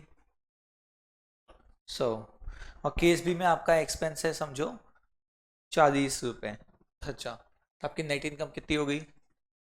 60। ठीक है, अब इस पर आपको भरना पड़ेगा टैक्स, टैक्स को 30% मान लेते हैं। कितनी कमाई हुई बेटा आपकी? 100, 100 पे 30 टैक्स भर दिया, तो बताओ प्रॉफिट आफ्टर टैक्स क्या बचा? 70। सही है। बाजू वाले केस में आपको टैक्स कितना भरना है? 60 का 30% क्या होता है? 18। बताओ प्रॉफिट आफ्टर टैक्स क्या बचा? 42। अब मुझे बताओ scenario A versus scenario B में क्या फर्क है? ए वर्सेस बी में क्या फर्क आया, बोलो बेटा। क्या फर्क आया? टैक्स। टैक्स कम लगा। टैक्स क्यों कम लगा बेटा? एक्सपेंस के कारण। तो आप देखो तो इनकम सेम थी दोनों केस में। यहाँ पे आपका 40 से खर्चा बढ़ गया तो आपकी कमाई कितने से कम हो गई? 40 से कम हो गई। लेकिन नेट कमाई देखे तो सिर्फ 28 से कम हुई। इन दोनों में डिफरेंस कितना आया बेटा? जो डिफरेंस आया यहाँ पे वो 28 का आया। यानी भैया 40 खर्चा जो आपने किया, आपका नेट इनकम का डिफरेंस केवल 28 का आया। ये समझ रहा है क्या बेटा? 40 खर्चा किया तो नेट इनकम तो 40 से कम होनी चाहिए थी। हेलो, खर्चा 40 है तो इनकम 40 से कम होनी चाहिए थी, but that income is profit before tax. उसका नाम क्या रख देता हूं मैं? प्रॉफिट बिफोर टैक्स बोल देता हूं। आपका 40 से कम हो गया, 40 की आपने कम कमाई किया, फिर भी जो घर लेके गए आफ्टर टैक्स वो सिर्फ 28 कम लेके गए। तो ऐसा क्यों हुआ होगा? क्योंकि यहाँ पे आपकी इनकम 40 से कम हो गई, लेकिन आपका जो टैक्स था वो भी तो कम हो गया। कितने से? 12 से। हेलो, आपकी इनकम एक खर्चा एक्स्ट्रा किया आपने 40 का, तो कमाई कितनी कम हो गई? 40 से कमाई कम हो गई, लेकिन उस पर क्या हो गया आपका? 12 की टैक्स की बचत। यानी इस 40 के खर्चे ने आपका 12 रुपीज का टैक्स सेव करके दिया। तो खर्चा नेट कितने का पड़ा अपने को? 28। तो ये खर्चे का एक फायदा भी है छोटा सा, कि भैया वो खर्चा 40 दिखता है बट होता कितना है? 28। समझो कैब्स, आज अगर मुझे आप सबको 30 रुपए का समोसा खिलाना है, 30 रुपए प्लेट समोसा, तो ये समोसा कैब्स को 30 का नहीं पड़ेगा। क्यों पता है? कैब्स की इनकम में से जब 30 रुपए का खर्चा माइनस होगा तो उस पर टैक्स बचेगा, थोड़ा सा टैक्स कम भरना पड़ेगा, 30% टैक्स कम। समझ रहा है? तो ये जो पड़ेगा आपको कितने का पड़ेगा? 21 रुपए का, हमको पड़ेगा 21 का। है तो पता है क्या? आप 30 का खाओगे, हम लाएंगे भी 30 का, पैसे भी 30 देंगे, लेकिन पड़ा कितने का? 21। ये कोई बुक्स में नहीं दिखेगा आपको। ये टैक्स सेविंग का फंडा ना अकाउंट्स में दिखेगा ना कॉस्टिंग में। ये सिर्फ फाइनेंस की बुक्स में होगा, बुक्स होगी तो बस नोटेड होगा कहीं पे। ठीक है, आई रिपीट, आपने यहाँ पे खर्चा किया, आपको थोड़ा ऑब्जर्व करना पड़ेगा। कितने का खर्चा किया बेटा? 40 का। ये खर्चा करने से आपका टैक्स बच गया थोड़ा सा। थोड़ा सा जो आपका टैक्स बचा, उस टैक्स ने आपकी कितनी सेविंग करके दिया? 12 रुपए की सेविंग किया। उस खर्चे ने आपकी, सॉरी, कितनी सेविंग किया टैक्स की? 12 की। तो आपको खर्चा कितने का पड़ा? 28। ये फंडा समझ रहा है क्या? This is called as tax saving on expense. This is called as tax saving on expense. तो बिजनेस वालों का क्या होता है बेटा? एक पी एंड एल अकाउंट बनता है, उसमें सेल्स आती है ना? यहाँ पे इधर इनकम आती है, इधर एक्सपेंस आते हैं, नेट प्रॉफिट जो आता है उस पर टैक्स भरते हैं। तो आपने अगर इनका पी एंड एल बनाओगे ए का, तो इसमें कितना दिखेगा आपका इनकम? 100। तो नेट प्रॉफिट कितना है? 100। टैक्स काय पे लगेगा? 100 पे। 30 भरोगे, 30% है तो। बी वाला क्या करेगा? 100 की इनकम में 40 का खर्चा बुक करेगा, तो नेट प्रॉफिट कितना दिखेगा? 60। तो टैक्स काय पे भरेगा? 60 पे, 18 रुपए का। तो बताओ कितना बच गया उसके पास? 42। अगर ये खर्चा आप नहीं करते तो आप कितना घर लेके जाते? 70। खर्चा करने के बाद कितना लेके जा रहे हो? 42। यानी कितना कम लेके जा रहे हो खर्चा करने के बाद? 28 कम लेके जा रहे हो। सही। तो बताओ ये जो 28 कम लेके जा रहे हो, तो ये खर्चा कितने का पड़ा आपको? 28 का। आई रिपीट, ये मान लो 40 जो है ना, इस समोसे का ही रेट है 40। तो बंदा बिल कितने का देगा जहां आपने समोसे खाए? 40। सही है। हम अपनी जेब से पैसे कितने देंगे उसको? 40। बिल भी 40, पैसे भी 40, फिर 28 क्या है किसी को नहीं पता होगा एक्सेप्ट फाइनेंस डिपार्टमेंट। बिल 40 का आएगा, अकाउंट्स वाले 40 का बिल पास करेंगे, उसको चेक कैश जो भी जाएगा 40 का, फिगर्स इन 1000 लाख जो भी होगा। ठीक है। बट फिर हम लोग सोच रहे बैठ के, कहीं पे नहीं है बेटा ये, कहीं ऐसा दिखेगा नहीं, हम बस बैठ के सोच रहे। जरा आप भी सोचो, मैं भी सोचता हूँ। अच्छा, 40 का खर्चा है, कमाई कितने से कम हो गई आपकी? 40 से कम हो गई, लेकिन ये खर्चे के कारण, कमाई तो कम हुई लेकिन ये खर्चे के कारण एक और चीज कम हुई, क्या? टैक्स कम हुआ। कितने से कम हुआ? 12। तो क्या ये खर्चे के कारण टैक्स की बचत हो गई अपनी? तो खर्चा कितना किया आपने? 40, और टैक्स कितना बचाया? 12। तो आपका प्रॉफिट कितने से कम हुआ? सिर्फ 28। तो हम ये कहते हैं कि इफेक्टिवली ये खर्चा हमको सिर्फ 28 का पड़ा। खर्चा 40, उसने हमारे 12 रुपए बचा के दिया, पड़ा कितने का? 28 का। ये एक छोटा सा फंडा है जिसको दिमाग में डाइजेस्ट करना पड़ेगा, ऐसे कैसे। समझ आया क्या बेटा क्या हुआ हिमानी?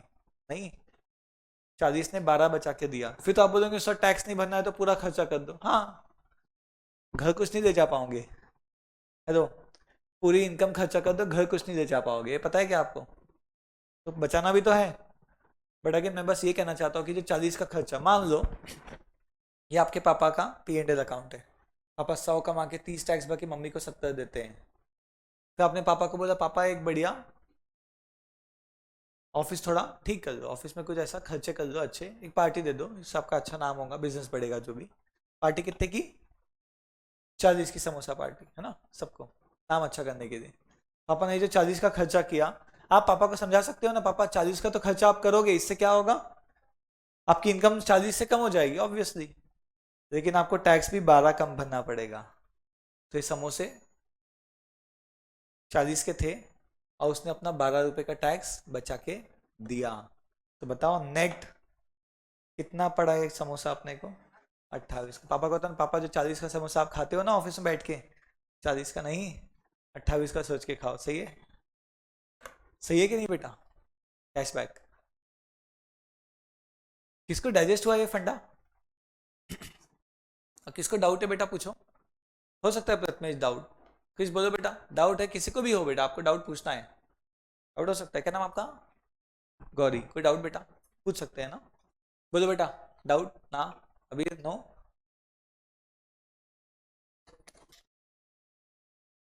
नहीं, वो तो बहुत सारे रीजन है, पैसा बाहर ले जाना है नहीं ले जाना है, वो एक अलग रीजन है, बट ये टैक्स से भी हमारा एक्सपेंस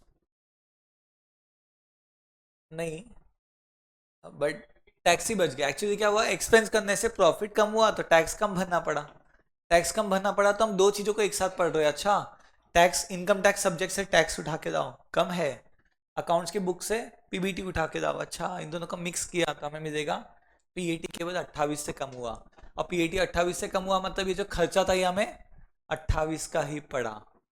अरे पापा जो मम्मी को पैसे देंगे इस महीने कितना देंगे?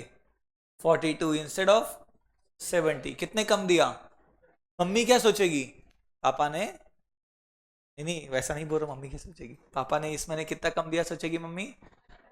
अब पापा बोलेंगे मैंने समोसे खाया, तो मम्मी क्या सोचेगी, अच्छा 28 के समोसे खाए। हेलो, सही है कि नहीं? मम्मी को क्या पता पापा ने टैक्स सेव किया समोसे खा के। तो इनफैक्ट हर एक्सपेंस पे टैक्स सेव होता है, समझ रहा है क्या बेटा? अब मान लो इलेक्ट्रिसिटी का बिल यहाँ का 1 लाख रुपए आया अगर महीने का, अब 1 लाख रुपए अगर हम खर्चे में बुक करेंगे तो प्रॉफिट कितने से कम होगा कैप्स का? 1 लाख से। बट फिर उस पर टैक्स कितना सेव हो जाएगा? 30,000। तो ये बिल हमें कितने का पड़ा? 70,000 का। थोड़ा अजीब है, आज तक कभी नहीं देखा मगर है, this is called as tax saving on expense. तो खर्चे कभी कभी थोड़े अच्छे होते हैं, जितना दिख रहे उतने के नहीं होते, थोड़ा टैक्स बचा के देते हैं, ठीक है। पूरा ही खर्चा कर देंगे तो टैक्स जीरो, बढ़िया, गवर्नमेंट को नहीं देना है बोले तो टैक्स जीरो मम्मी को भी जीरो, ठीक है। क्या जमा के बेटा क्या हुआ कि मुश्किल गया? टफ है थोड़ा फंडा, बट यस है। तो एक और एग्जांपल दूं कि समझ गया? क्या समझा आपको इससे? एक्सपेंस को P&L में डेबिट करने से प्रॉफिट पीबीटी कम होता है, पीबीटी कम होने से टैक्स कम भरना होता है, टैक्स कम भरने का मीनिंग है टैक्स बच गया थोड़ा कंपेयर टू लास्ट मंथ या ईयर, जो भी टैक्स थोड़ा बच गया। तो पीएटी जो है आपका वो नेट ऑफ टैक्स सेविंग दिखता है केवल 28 से कम। समझे क्या बेटा? ऐसा कुछ नहीं, ये सबके लिए है ना बेटा, सबके लागू होता है। आपको क्या लगता है, देखो मैं आपको सीधा एग्जांपल देता हूं, आप सीए बन के कहीं पे जॉब कर रहे हो, सुनो बेटा ध्यान से देखना, एक एक फंडा लोग इवेल्युएट नहीं करते, दिस पार्ट ऑफ फाइनेंस। आप जॉब कर रहे हो, है ना, आपका सैलरी है 15 लाख रुपए। कितना सैलरी? 15 लाख। अब इनकम टैक्स में आप पढ़ने वाले हो, पहला चैप्टर सैलरी चाहेगा आपको या दूसरा जो भी, आप पढ़ोगे कि 15 लाख में सिर्फ 75,000 का डिडक्शन अलाउड है स्टैंडर्ड, आपके पेट्रोल आना जाना मोबाइल बिल इसके लिए। तो आपको 14,25,000 पे टैक्स कैलकुलेशन होगा इनटू टैक्स। स्लैब रेट होते हैं, आप पढ़ने वाले हो, 7 लाख तक जीरो, उसके बाद 5, 10, 15 जो भी होगा, तो 14-25 पे आप टैक्स भरने वाले हो। बात समझिए क्या? लेकिन बिजनेस वाला क्या करता है, उसको ना P&L बनाना अलाउड होता है। सैलरी वाले को P&L बनाना अलाउड नहीं है बेटा, बिजनेस वाले को P&L बनाना अलाउड है। वो क्या बोलेगा, मैंने 15 लाख कमाए। अब गवर्नमेंट बोलती है आप एक्चुअली बताओ आपने कितना खर्चा किया, और आप तो सीए हो, झूठ तो बोलेंगे नहीं ऑब्वियसली। सबसे सच्चा सीए के भरोसे बैकबोन, मतलब कंट्री का फाइनेंशियल बैकबोन सीए ही है, जो बोल रहा है सही होगा ऑब्वियसली। 15 लाख आपने कमाया, बताओ आपने एक ऑफिस खोला, आपने 15 लाख कमाया बेटा, सीओपी है आपके पास, सीओपी समझता है सीए का, प्रैक्टिस करने का सर्टिफिकेट, वो होनी चाहिए। P&L बनाया, सैलरी नहीं, जॉब नहीं है बेटा। कंपनी वाले आपको सैलरी नहीं दिखाते, वो आपको प्रोफेशनल फीस दिखाते हैं। कई लोग तो जॉब भी करते तो प्रोफेशनल फीस नाम से पैसे देते हैं। तो अब क्या करोगे, आप बोलोगे मेरे खर्चे हुए, पेट्रोल, मैं बहुत घूमता हूँ, 2 लाख का पेट्रोल, ये बंदे को 75,000 अलाउड है, मेट्रो में जॉब कर रहा है, मेट्रो सिटी में, वो सब मिला के 75,000, 2 लाख का पेट्रोल, 2 लाख का ये बिल वो बिल, हमारे भाई 14 लाख के खर्चे, चलो 8 लाख और, नेट प्रॉफिट 5 लाख। 5 लाख पे टैक्स ही नहीं है, हेलो, 5 लाख पे टैक्स ही नहीं है। कितना टैक्स भरा बंदे ने? जीरो। 15 कमाने के बाद भी, अब 15 का 25 कर दो, वो क्या बोलेगा, 20 लाख मेरे खर्चे, 25 कमाने के लिए। खर्चे जो P&L में डेबिट होते हैं, होते कैसे हैं? खर्चे का मीनिंग समझ रहा है? आप सीए हो, आपने 15 कमाया, ये बोलते गिनो मत खर्चा क्या किया, आपको 75 ही अलाउड है, किया नहीं किया 75 अलाउड है, 14-25 पे टैक्स भरो। ये बोलते P&L बनाओ, आप गिनने बैठे तो आपने खर्चा ही नहीं किया इस साल कुछ भी, क्या करोगे आप? फिर भी आप क्या करते हो, अकाउंट से पैसे निकालते हो, जिस अकाउंट में 15 लाख जमा हुए वहां से आप 10 लाख रुपए निकालते हो, मम्मी को दे देते हो। अब जो निकाला आप उसकी एंट्री पास करते हो, एक्सपेंस डेबिट टू कैश। रोज चाय कॉफी, रोज कोल्ड कॉफी हर स्टाफ पी रहा है, गिनो, एक कोल्ड कॉफी 200 की, स्टारबक्स की पी रहे हम 300 की, 300 की एक, हमारे यहाँ 10 का स्टाफ है, 3,000 रोज का खर्चा, 3,000 इंटू 300 दिन, बोलो 9 लाख। 9 लाख तो कोल्ड कॉफी में जा सकते हैं बेटा, हेलो। और क्या आके वो क्या इनकम टैक्स वाले खड़े रहेंगे, कोल्ड कॉफी पी रहे आज की नहीं पी रहे, हेलो, वो क्या देखते थोड़ी रहेंगे? आपको समझ में क्या कहना चाहता हूँ? लोग खर्चे जबरदस्ती के दिखा रहे हैं, बिजनेस वाले है क्या? नहीं, तो उनकी जो इनकम है वो वाइट से ब्लैक में कन्वर्ट हो गई या ग्रे में कन्वर्ट हो गई, पक्के का पैसा कच्चा बन गया। अब वो पक्के की इनकम नहीं कर सकते, क्योंकि उन्होंने क्या दिखाया, 15 में से 10 खर्चे हो गए, बचे कितने? 5। अब बताओ 5 लाख उनके पास पक्के के है, कुछ खरीदना है 5 लाख तक का खरीद सकते हैं पक्के वाला, बचे हुए 10 लाख का क्या करेंगे? इसलिए लोग लैंड लेते हैं, लैंड लेते टाइम पे डील होती है, ये 15 लाख का लैंड है, 5 पक्के में देना है, 10 कच्चे में, हेलो, लैंड 5 पक्के में 10 कच्चे में। अब ये बंदा कच्चे में क्यों देगा पैसे? अरे इसके खर्चे नहीं थे, उसने खर्चा दिखाया, खर्चा दिखाया, समझा कैसे दिखाया? अकाउंट से पैसा विड्रॉ किया और खर्चा किया बोलता है।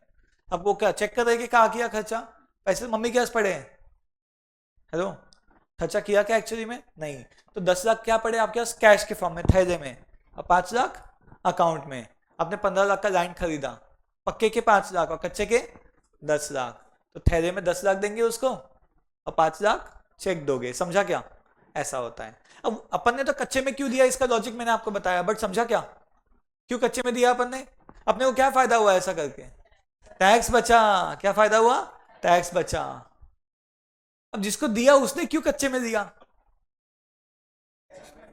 उसकी कॉस्ट ऑफ एक्विजिशन 5 लाख थी उस लैंड की, जो आज 5 का लैंड वो 15 में बेच रहा है, 5 का लैंड 15 में बेचा, तो उसका प्रॉफिट कितना हो गया? 10 लाख। उस 10 लाख पे उसको 30% टैक्स भरना है या 20% टैक्स भरना है ना? 2 लाख टैक्स पुराएगा क्या उसको भरना? तो वो क्या करता है, 5 का लैंड 5 में बेचा, tax income zero, tax zero, बस 2 थैले एक्स्ट्रा घर पे पड़े हैं।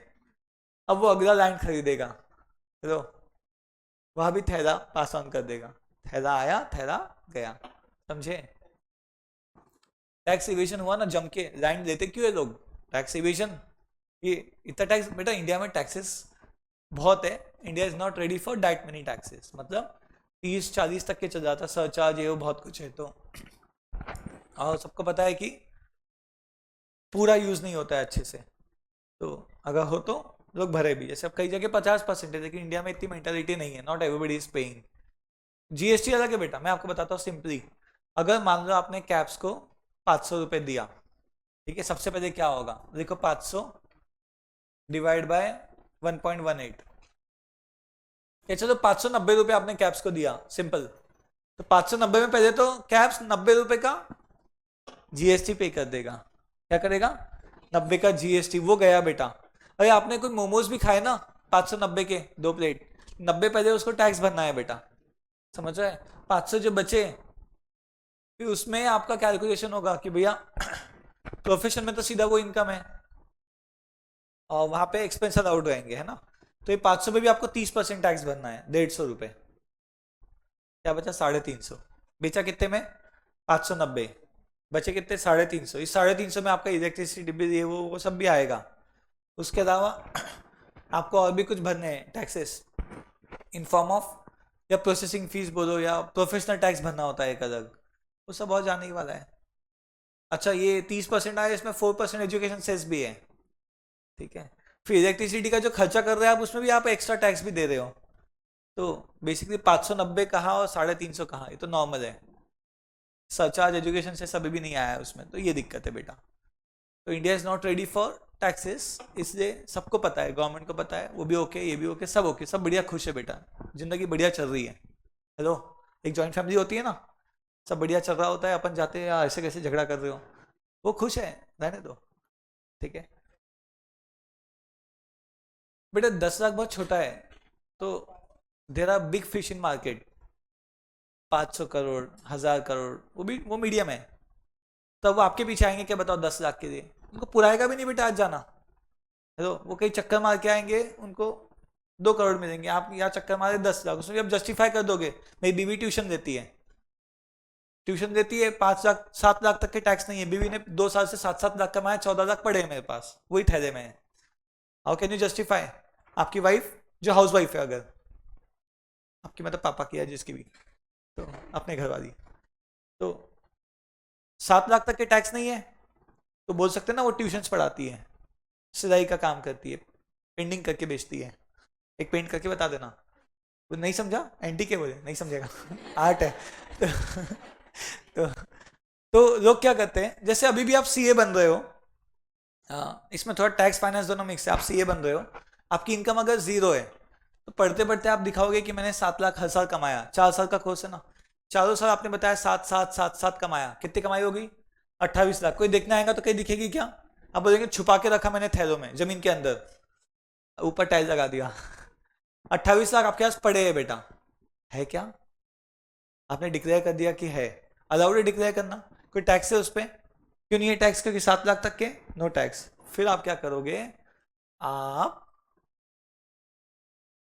ये 15 लाख की इनकम में 10 लाख का खर्चा बुक करोगे, 3 साल, 10-10-8 जो भी 28 के, अब बोलोगे खर्चा जो बुक करके पैसे निकाला ये वही तो पैसे हैं, मैच हो गया? हेलो, डिक्लेयर किया था 28 पड़े थे नहीं, यहाँ पे आप कह रहे हो कि खर्चा हो गया, हुआ नहीं, दोनों अपोजिट नेचर है। यहाँ से आपने अकाउंट से पैसे निकाले 28 लाख, बोले खर्चा हो गए, बट एक्चुअली पड़े हैं। इनकम टैक्स बोलेंगे कहाँ से आए 28 लाख दिखाओ, वो 4 साल मैंने 7-7 लाख कमाए थे, समझा? बाजू वाले को ट्यूशन पढ़ाता था, हेलो समझ रहा है क्या बेटा? तो ऐसा वो मैच हो जाता है, लेकिन ये मीडियम लेवल, ये स्मॉल लेवल है, बड़ी लेवल कुछ और है। तो देखेंगे, भूषण स्टील करके कंपनी थी, आपने अगर रिसेंटली ये मूवी देखी होगी, कौन सी थी मूवी का नाम नहीं, तेलुगु तमिल मूवी थी क्या, नहीं, उसमें क्या था, एक कंपनी ने म्यूचुअल फंड कंपनी खोली, एक बंदे ने म्यूचुअल फंड कंपनी खोली। म्यूचुअल फंड कंपनी पता है आपको कैसी होती है? म्यूचुअल फंड क्या करता है, आपसे पैसे लेके शेयर्स में लगाता है, क्योंकि अपने को नहीं पता कौन से शेयर में लगाना, जैसे मैंने जिसमें लगाया वही हमेशा डूबे, फिर मैंने जो जो शेयर में सिर्फ ऐसे ही दिया, एक शेयर देखने को कि क्या होता है। जैसे उस दिन मैं सोचा मुझे लग रहा है अच्छा है बट रिस्की है तो नहीं देना चाहिए, 300 का शेयर वो दिया, वो 800 900 हो गया, 2 गुना 3 गुना। जब मैंने एक लिया और जब मैंने 100 लिया वो डाउन गए। तो खैर अपने को नहीं पता कहाँ लगाना, इट जस्ट वन, ऐसे बहुत सारे हैं। तो अपने को नहीं पता, तो अपन म्यूचुअल फंड कंपनी को देते हैं, वो कंपनीज में इन्वेस्ट करती है। तो ये तमिल वाली मूवी थी जो इंस्पायर्ड बाय ट्रू स्टोरी, और ये भूषण स्टिल ने भी ऐसा ही काम किया था, बस म्यूचुअल फंड नहीं था उसका। तो म्यूचुअल फंड कंपनी ने क्या किया था उसमें कहानी में, उसने लोगों से पैसा लिया और 10 कंपनी में इन्वेस्ट किया, ठीक है। 10 कंपनी एक साथ डूब गई, 10 कंपनी एक साथ डूब गई। अब बेटा 10 कंपनी में इन्वेस्ट किया, 10 डूब गई, इसका मीनिंग क्या है बताओ? फ्रॉड है कुछ? अरे 2 डूबेंगी 3 डूबेंगी, 10 एक साथ डूबी मतलब गड़बड़ किया। पता चला 10 कंपनी उसकी खुद की थी, शेल कंपनीज। शेल कंपनी पता है क्या होती है? शेल मतलब शंख ऐसा। शेल क्यों होता है स्नेल्स पे? ताकि फिश ना खा सके उनको, ऐसा मैंने सुना था, पता नहीं अब। तो वैसे ही शेल आपको कवर करता है। तो शेल कंपनीज होती है, कुछ कंट्री है जिसे टैक्स हेवन कंट्रीज बोलते हैं। तो जो भी होगी, तो वो सारा पैसा उसने खुद की शेल कंपनीज में लगाया था, लोगों को लूट दिया था ऐसा, और डूब गई बोल दिया था। वैसे भूषण स्टील ने किया था इंडिया में, वाकई में वेरी बैड फाइनेंशियल मैनेजमेंट उनका। पैसा लाया शेयर कंपनीज में निकाल दिया, इन्वेस्ट कर दिया, मतलब और डूब गया बोलता है यहाँ पे, जबकि पैसा उसके पास खुद का था। बाद में पता चला रिसर्च करके कि ये सारी शेयर कंपनी बिलोंग करती है उसी ओनर को। तो लोग बहुत कुछ करते हैं बैठे हैं लोग, बट खैर उस पर नहीं आते अपन। फिलहाल ये समझा आपको क्या है ये। चलो थोड़ा आगे बढ़ते हैं। एक मेजर पार्ट जो हमने अभी तक के डील किया वो है टैक्स सेविंग ऑन एक्सपेंस।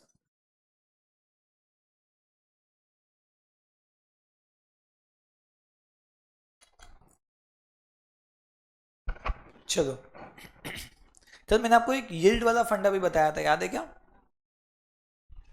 कहाँ निकाले थे अपन यील्ड?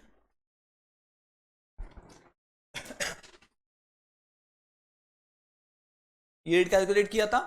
इसमें एक चीज नोट कर लो यील्ड के साथ,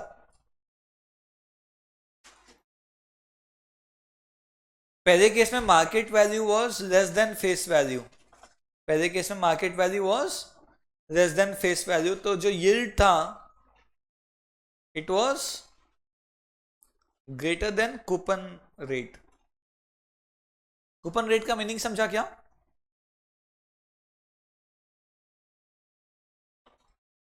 डिविडेंड 10% समझो। अगर मार्केट वैल्यू कम है यानी डिनोमिनेटर छोटा हो गया तो आपका यील्ड क्या हो जाएगा बेटा? ज्यादा हो जाएगा, सही है। और दूसरा point, when market value greater than face value, तो आपका जो यील्ड है वो क्या हो जाएगा? Less than coupon rate. ये बात समझ में आई बेटा सबको? ठीक है। चलो थोड़ा सा और आगे बढ़ते हैं।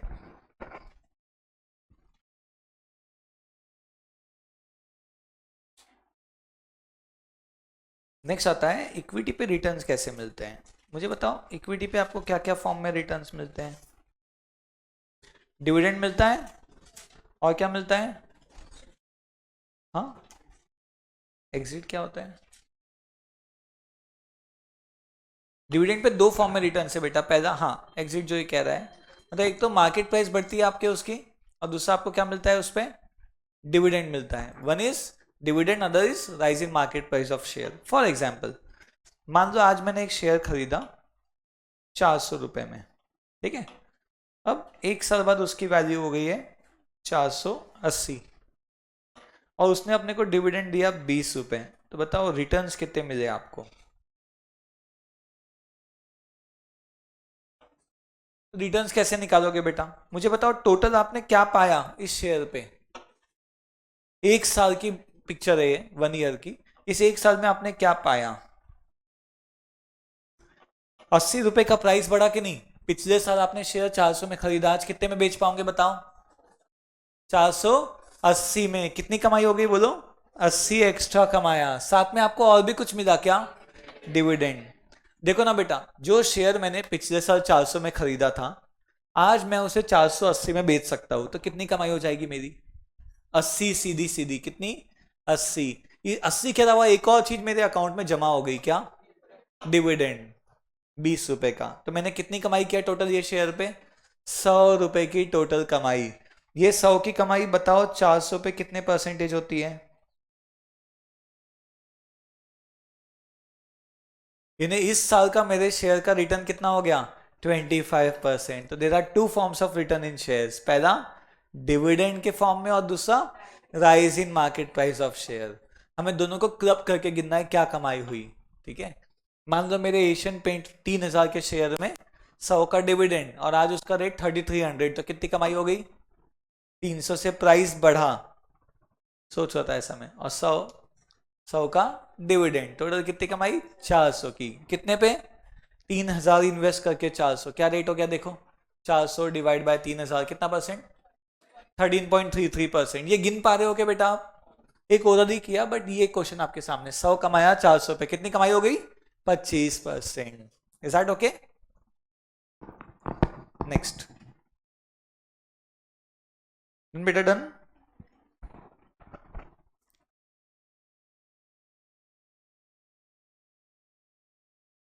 ठीक है,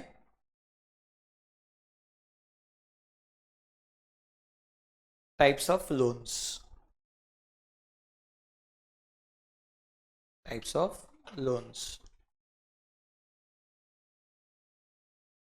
पहला होता है बॉन्ड्स। बॉन्ड्स में क्या होता है?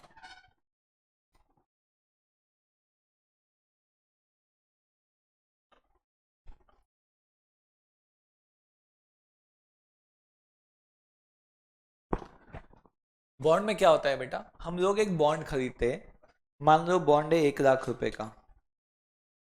कितने का बॉन्ड है वो? 1 लाख का। बॉन्ड में interest is paid annually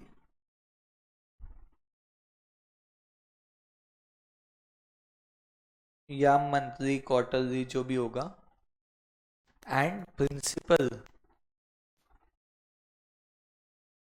is repaid at the end of the tenure. मान लो 5 साल का बॉन्ड है, और अब बेटा दो एंगल आते हैं। अब देखो ना, एक बंदा पैसे लगाएगा, दूसरी और कंपनी को पैसे मिलेंगे। अपने को किसके एंगल से पढ़ना है फाइनेंशियल मैनेजमेंट बताओ? कंपनी के एंगल से। तो एज अ कंपनी अपन हमेशा जो एंगल रखेंगे किसका रखेंगे? कंपनी का, क्योंकि अपन कंपनी के फाइनेंस डिपार्टमेंट में फाइनेंशियल मैनेजर वाली बात कर रहे हैं। तो कंपनी को तो बॉन्ड का पैसा मिलेगा, इट इज लाइक लोन का फॉर्मेट। बॉन्ड का पैसा मिला, कितना मिला आज अपने को? 1 लाख। अब मान लो ये 12% का बॉन्ड था, तो अपने को हर साल लोगों को कितना देना है? 12,000 अपन हर साल उनको देंगे। सही है? और फिर अपन क्या करेंगे 5 साल बाद? उनको उनका 1 लाख वापस कर देंगे। समझा बेटा? तो आपने अगर लोगों से बॉन्ड लिया है, बॉन्ड के फॉर्म में पैसे लिया, आप पैसे देते हो जो लोन का टाइप है, और उसके बदले आप उनको एक सर्टिफिकेट देते हो जिसे बॉन्ड कहते हैं, है ना? तो जैसे आपने, मैं कंपनी हूं, आप सबने मुझे 1-1 लाख रुपए दिया कंपनी में इन्वेस्टमेंट के लिए, तो मैं आप सबको एक एक क्या दूंगा? बॉन्ड। तो आपने जो पैसे 5 साल के लिए मुझे दिया, वो पैसे मैं कहीं यूज कर लूंगा, और हर साल आपको क्या देने वाला हूं उस पर? मैं हर साल सिर्फ इंटरेस्ट दूंगा। अब ये साल इजी एग्जांपल रखा, क्या ये मंथली भी हो सकता है इंटरेस्ट, क्वार्टरली भी हो सकता है, सभी फॉर्मेट में हो सकता है। मैं हर साल आपको क्या दूंगा? केवल और केवल इंटरेस्ट दूंगा, और बॉन्ड के एंड ऑफ द टेन्योर में आपको क्या करूंगा? पूरा प्रिंसिपल वापस कर दूंगा, अपना रिश्ता खत्म। बात समझी? ऐसा ये हो गया बॉन्ड बेटा आपका। फिर एक होता है आपका term loan.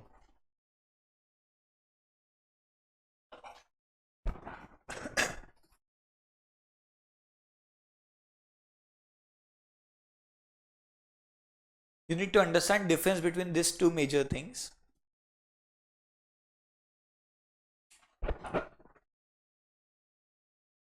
Loan is repaid in 5 years in form of, loan is repaid in 5 years in form of equal yearly or monthly installments. किस फॉर्म में लोन की रीपेमेंट कर रहे हैं बेटा अपन? इंस्टॉलमेंट के फॉर्म में। यानी इंटरेस्ट तो देना है क्रिस, देखो बेटा हर साल इंटरेस्ट तो देंगे, उसके अलावा और क्या देंगे बताओ?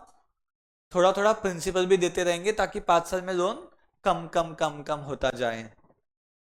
तो इसका लोन कितना आ जाएगा, किस किस को कैलकुलेशन आता है? ये बेटा उसमें है, बैकअप वाले वीडियोस में मिलेगा फाइनेंशियल मैथ्स का, बट फाउंडेशन में कंसेप्ट था कैसे फाइंड करेंगे, मैं बस लिख देता हूँ, आप लोग वीडियोस देखना, अगले महीने जब पढ़ेंगे तब एक बार रिपीट करूंगा।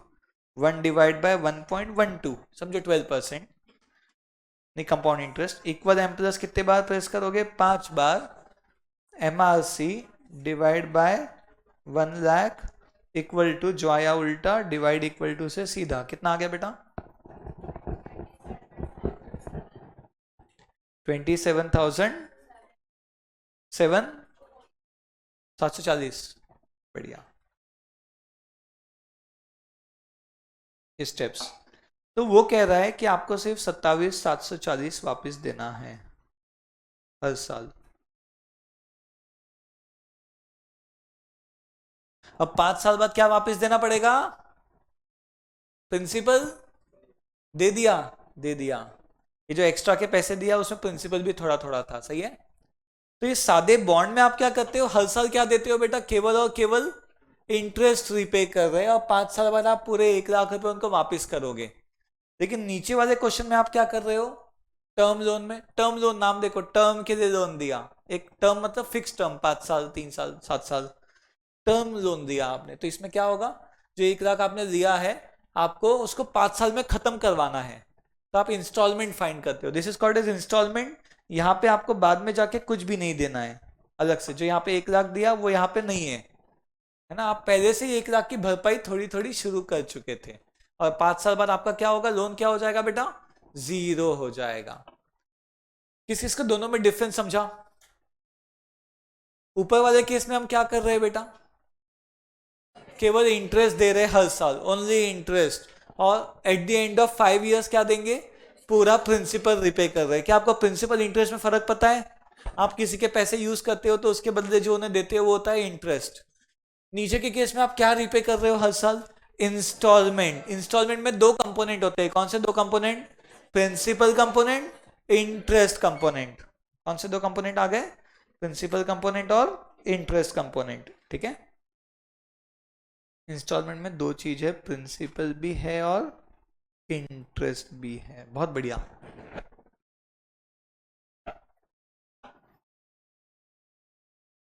थर्ड केस होता है वर्किंग कैपिटल लोन।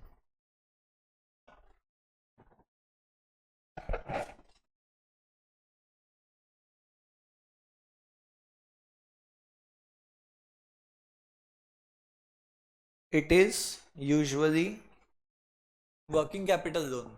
नाम से क्या समझ रहा है, किस पर्पज के लिए दिया बैंक ने लोन? वर्किंग कैपिटल के लिए। पता है कंपनी बॉन्ड से पैसे कब रेज करती है? लॉन्ग टर्म के लिए। टर्म लोन से कब रेज करती है? टर्म लोन, टर्म लोन क्या के लिए देती है? टर्म लोन मतलब आपको अगर मशीन खरीदना है तो उसके लिए टर्म लोन ही मिलता है और कुछ नहीं मिलेगा। फैक्ट्री का शेड बनाना है, टर्म लोन। टर्म लोन क्या के लिए होता है? कोई भी मशीन खरीदो, कार, होम, सब पे टर्म लोन ही होते हैं। आपका पर्सनल लोन, कार लोन, ये सब टर्म लोन है बेटा। बस वर्किंग कैपिटल लोन क्या के लिए? वर्किंग कैपिटल क्या होता है? मान लो आज मैंने न्यू फैक्ट्री शुरू किया टेस्ला की नागपुर में फ्रेंचाइजी लेकर, तो उसके लिए मुझे क्या लगेगा बेटा? स्टॉक लगेगा, खरीदना पहले उससे लेना पड़ेगा या बनाना पड़ेगा? रॉ मटेरियल ये सब सब सब, उसमें मुझे कैपिटल लगाना पड़ेगा, पैसे लगाऊंगा तो ही तो बना पाऊंगा। फिर वो बिकेगा उधारी में, फिर पैसे आएंगे, तो इट टेक्स टाइम। तो वो शॉर्ट ड्यूरेशन फाइनेंस करने के लिए होता है वर्किंग कैपिटल लोन। पूरा चैप्टर आएगा तब बहुत डिटेल में पढ़ेंगे। मैं बस ये बताना चाहता हूँ कि स्टॉक फाइनेंसिंग लगती है, क्यों लगती है? कोई भी आप शॉप पे कभी गए हो तो आपने देखा है वह डिस्प्ले होता है, अब जो डिस्प्ले के पीसेस वहां लगे हैं, हेलो, क्या उसकी कुछ कॉस्ट रही होगी? तो उसके लिए भी तो पैसा लगता है। कोई बड़े शोरूम में बहुत सारे डिस्प्ले होते हैं, आप एसी के शोरूम में जाओ, 100 एसी लगे हुए, एक एसी 50,000 का, तो 100 एसी 50 लाख के, तो 50 लाख का उसने इन्वेस्टमेंट किया है। उसके पास नहीं 10 ही लाख थे तो 40 लाख क्या किया होगा उसने? Working capital loan. कैसे कैलकुलेट करते हैं पूरा एक चैप्टर है, how to calculate working capital loan. फिलहाल अपन सिर्फ लोन समझने का ट्राई कर रहे हैं। तो इसमें क्या होता है, आपको लोन जनरली 1 साल के लिए दिया जाता है. It is usually given for 1 year and renewed every year. 1 साल के लिए देते हैं और renewed every year. Only interest needs to be served. इस पे सिर्फ हमें इंटरेस्ट सर्व करना होता है.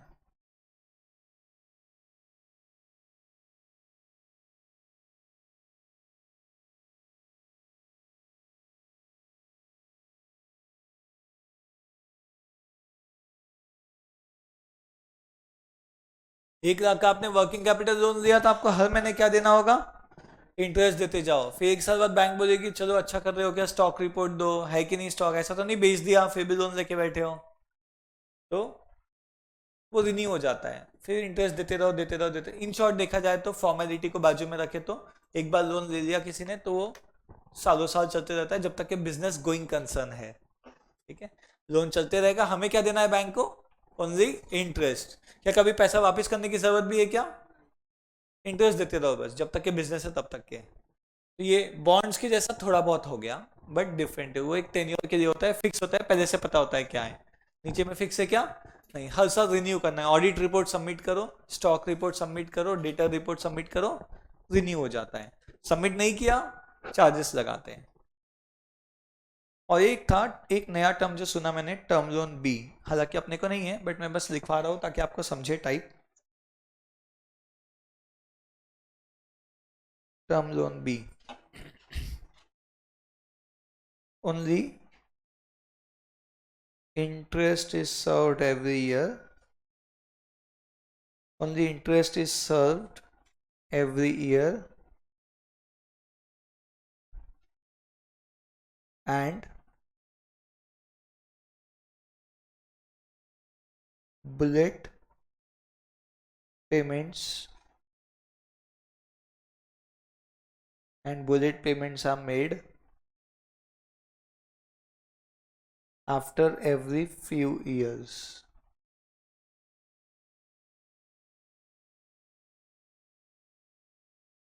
ये बायजूस ने लेके रखा था टर्म लोन भी.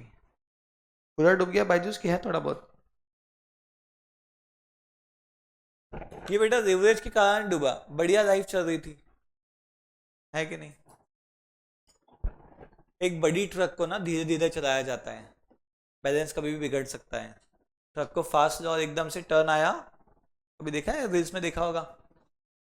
तो एक बड़ा business is like a truck, जितना धीरे चलाओगे उतना स्टेबल रहेगा. डीमार्ट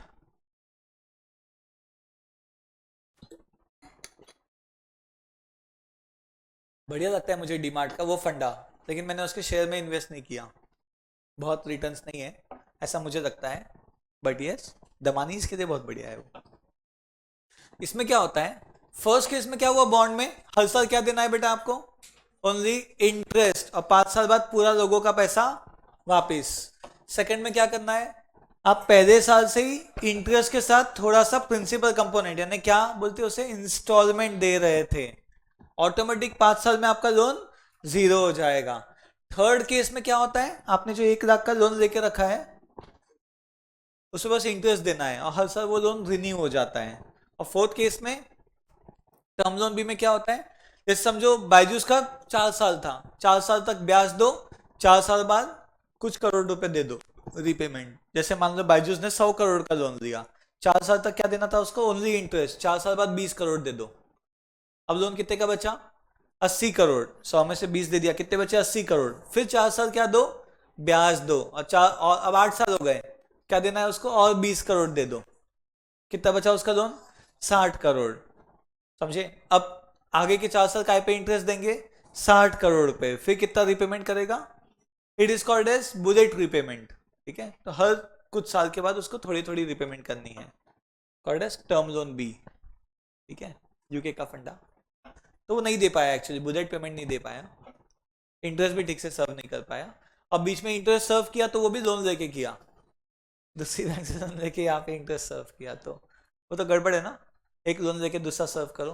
वैसे मैंने आपको लोन के रेट्स बताया, एक रेट बताना रह गया, अगर आपको लोन चाहिए मार्केट में, आपको कोई नहीं जानता, कितने में भी देगा? मान लो किसी को जानते हैं, किसी का बिजनेस जानना है ना क्या होता है बेटा, ऐसा जानना है ना, ऐसा नहीं भाई सोशल मीडिया के फॉलोअर नहीं जानना है ना, आपकी एक शॉप है, आप कहाँ बैठते हो पता है, ताकि गड़बड़ किया तो वहां से उठा के ला सके, हेलो, आप पहुंच सके उसके सामने, सही है। अब आज बेटा आप कौन सी एरिया से आ रहे पता नहीं, किराए पे रह रहे हो, अगर हॉस्टलाइट हो, दूसरे गांव के हो, आज लोन लिया, कल हॉस्टल चेंज, तो बंदे देने वाले के डूबे कि नहीं? तो वैसा, तो अगर आपको कोई जानता है या कोई शॉप है नीचे किराना की, उसको लोन चाहिए, कितने पे मिलेगा? 18%, वेरी नॉर्मल, 1.5-2% महीना, 1.5 से 2% मंथली पे आपको लोन मिलता है। और कुछ लोन है, अब मान लो किसी को चाहिए जिनको कोई जानता नहीं, तो कितने पे मिलेगा? क्या 25-30%? 10% महीना, अपने आकाश भैया ने भी दिया था बीच में, पता है ना, 10% महीने पे। अब सोचो 10% महीना है इन्हें, एक साल बाद डबल से भी ज्यादा देना है बेटा, तो कितना डिफिकल्ट है। और इनका एक और फंडा है, आपने शायद वो रील देखा कि नहीं, वो मूवी में था पहले, 500 रुपये का उसको लोन चाहिए था, 1980 की मूवी थी, 500 का लोन, उसका ब्याज था, उसका 5% महीना था, तो ईयर्स में कन्वर्ट करते हैं, मंथ में रहने दो, चलो 5% महीना, 500 का लोन, 10% महीना, है ही नॉर्मल 10 है बेटा, दिया ही था उन्होंने, एक्चुअली दिया था। तो अब आदमी इमरजेंसी में देता है, कैलकुलेट नहीं करता है, बैड फाइनेंशियल मैनेजर, मैनेजर ही छोड़ो, बैड फाइनेंस। तो 500, आपको मान लो 1 लाख रुपए का लोन चाहिए, 1 लाख का लोन, 10% महीना है, 3 महीने के लिए लोन मांगा आपने, तो 3 महीने का ब्याज कितना हुआ? अब इसमें दो फंडे होते हैं, पहला फंडा 1 लाख का लोन, उन्होंने आपको 1 लाख रुपए दिया, 3 महीने बाद कितना रिटर्न करना है? 1,30,000, सिंपल है। आज कितने का दिया? 1 लाख, 3 महीने बाद कितना देना है? 1,30,000। फंडा टू, 1 लाख का लोन है ना, वो बोलते हैं कि ब्याज कितना हुआ उस पर? 30,000, ब्याज हम आज ही काट देते, ब्याज हमने आज ही रख दिया, कितना दिया आपने को? 70, you have to repay only 1 lakh, you have to repay only 1 lakh. अब बताओ कौन सा बेटर है? फर्स्ट में 1 लाख लेके 1,30 दिया, सेकंड में क्या किया? 30 का ब्याज काट दिया आज ही, और पैसे कितने दिया? 70,000, और रिपेमेंट कितनी करवा रहे? 1 लाख। तो इसमें जो रेट है ना वो 30 से भी ज्यादा आ जाएगा, कैसे गिनो? 30 divide by 70, you are paying 30,000 on 70,000 loan, कितना हो गया? 42 हो गया, नाम 30 है, हुआ 42। तो ये भी लोग करते हैं, प्राइवेट बैंक से ही तो करती है। नेशनलाइज ने बोला हम कार लोन 10 पे देंगे, प्राइवेट बोलती है हम 9 पे देंगे, प्राइवेट बोलती है हम 9 पे, बस आज ही काट देंगे ब्याज, तो 9 उनका 11 पड़ता है। अब बेटा नेशनलाइज 10 पे दे दी, तो प्राइवेट काय पे देंगी? 11 पे देंगे कि नहीं? देना चाहिए, लेकिन एडवर्टीजमेंट में क्या दिखती है? 9, लेकिन प्रीपेड है, आज ही काटती है ब्याज, तो इफेक्टिवली गिनेंगे, जैसे 30 का 42 पड़ा आप गिने, तो वो 9 का उनका पड़ता है 11, तो दिखता है 9, होता है 11, तो नेशनलाइज दिखता 10, होता 10, प्राइवेट का दिखता 9, होता 11। एंड सबको नहीं समझता। मैं सीए बनने के बाद जिस कंपनी में जॉब किया था, वहाँ के जो एमडी थे वो मुझे बुला के बोले कि अपना लोन 12% पे है, और ये पर्टिकुलर बंदा अपने को 9 पे शिफ्ट करने को तैयार है, शिफ्ट करवा लो, ऐसा बोल के बुलाए लोन शिफ्टिंग के लिए। 12 पे चल रहे थे, नेशनलाइज बैंक थी, और ये प्राइवेट बैंक से 9 करने बोले, तो मैंने कैलकुलेट किया कि ये 9 तो 13.5 है, और 12 तो 12 है, तो फिर हमने नहीं किया, उनको बताया, और फिर तुरंत बोला सैलरी थोड़ी बढ़ा दो, क्योंकि 1 महीने बाद ही बोल दिया था, क्योंकि काम अच्छा था, सैलरी थोड़ी इनिशियली कम थी, अपन ने ठीक है सीख रहे बोल के, बट अब जैसे ही प्रूव हो गया, सीए के हिसाब से कम दे रहे थे, तो अब फिर अपने मार्क्स अच्छे थे तो वो हिसाब से और भी कम थे, तो फिर तुरंत ऐसा वो दिया, और साथ में बोला अब बढ़ा दो, उन्होंने बढ़ाए भी थे फर्स्ट महीने में ही, सेकंड महीने से सैलरी बढ़ी थी वैसा।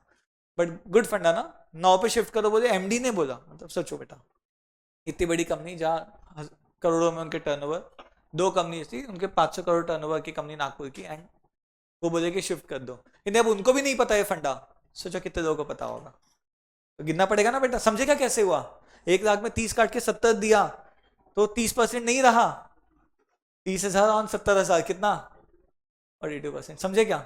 और मान लो 9 महीने के लिए मांगते तो 1 लाख में से 10% महीना, 9 महीने का 90,000 काट के 10,000 दिया, हेलो, काम भी नहीं होगा, समझ रहा है क्या? ऐसे बहुत बेवकूफ बनाया है लोगों ने लोगों को। जिसको कैलकुलेशन नहीं आते, इसलिए आने चाहिए बेटा, ये सब अपने को है कैलकुलेशंस और डिटेल में। ये तो मैंने एक पहलू बताया, फिर इसमें मंथली कंपाउंडिंग, क्वार्टरली कंपाउंडिंग, वो सब भी आएगा। तो ये बॉन्ड के टाइप्स बेटा, किसको समझे चारों? कोई दिक्कत, कोई डाउट? नो बडी, नो डाउट? ठीक है, अब एक छोटा सा कैलकुलेशन कर देते हैं हम लोग। ये स्टेप सबको समझिए। तो डायरेक्ट एंट्री वालों को बैकअप वीडियो में स्टेप मिलेगी, 5-6 वीडियो देखो बढ़िया एन्युटी के उसमें, है ना, ये आपको वहां पे समझेगा, और मैं भी रिपीट करने वाला हूँ लेटर स्टेज पे। अब ये जो लोन है इसका इंस्टॉलमेंट जस्टिफाई करके देख लेते बस अपन, ठीक है। कितने साल का लोन था? 5, जितना वो 8:35 तक करेंगे, बाकी छोड़ देंगे। कितने का लोन लिया था यहाँ पे इन्होंने? 1 लाख का। कितने रेट पे लिया था बेटा? 12%। तो बताओ पहले साल का ब्याज क्या होता है? 1 लाख का 12% निकालो, 12,000। Very good. अरे आपने आज पैसा दिया 1 लाख और 1 साल तक के पैसा यूज किया उनका, तो उस पर क्या देना पड़ेगा? 12,000 का इंटरेस्ट। तो what is your liability eight the end of 1 year? What is your liability eight the end of 1 year? बोलो। 1,12,000। मैं तो बोलता पूरे पैसे दे दो, 1,12,000, लोन खत्म कर दो। बट आप पूरे नहीं दे रहे। कितने दे रहे हो? You are paying only installment. कितनी इंस्टॉलमेंट है? 27। इतना दिया आपने, पूरा देते तो क्या होता? लोन क्लोज हो जाता। हेलो, आपने इतना दिया तो कितना बच गया लोन? 84,260। बचा के नहीं? एक बार देखो बेटा। हेलो हेलो, सही है इतना? किसको जमा है कैलकुलेशन? 1 लाख के लोन पे 12, यानी 1/12 की लायबिलिटी, इसमें से इतना दे दिया तो इतना क्लोजिंग लोन बचा है आपका 84,260। अब सेकंड ईयर आप कितना पैसा यूज कर रहे हो लोगों का? 84,260। इसका 12% निकालो बेटा। 84,260 का 12%, 10,111। तो बताओ इतना आपने प्रिंसिपल यूज किया, इतना ब्याज जोड़ के कितना रिटर्न करना पड़ेगा? 12% पे गिन रहे हम लोग। ये हो गया 94,371। मैं तो बोलता पूरे 94,371 दे दो, लोन जीरो। बट नहीं है इसलिए नहीं दे रहे ना बेटा। तो इंस्टॉलमेंट कितने दे रहे हो आप? 27,740। तो बताओ जरा क्लोजिंग बैलेंस क्या बच रहा है? 66,631। बहुत बढ़िया।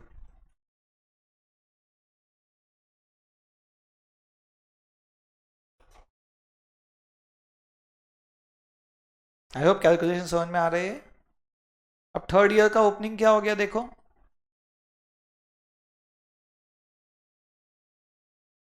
थर्ड ईयर का ओपनिंग है 66,631। इस पे 12% कैलकुलेट करो। 7,996। ये दोनों जोड़ के टोटल लायबिलिटी 74,627। इसमें से 27,740 दे दिया। कितना बचा? ये प्लस हो रहा है और ये माइनस हो रहा है, ये सब ध्यान रखना बेटा।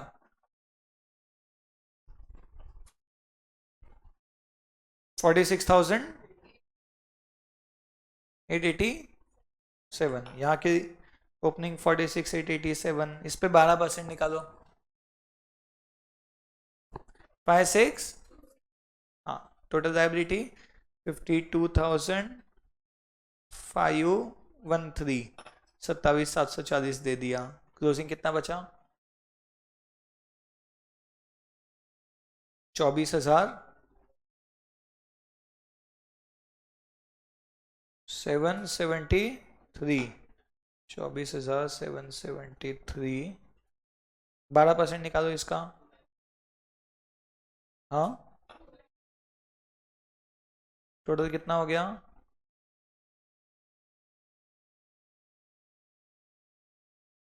745।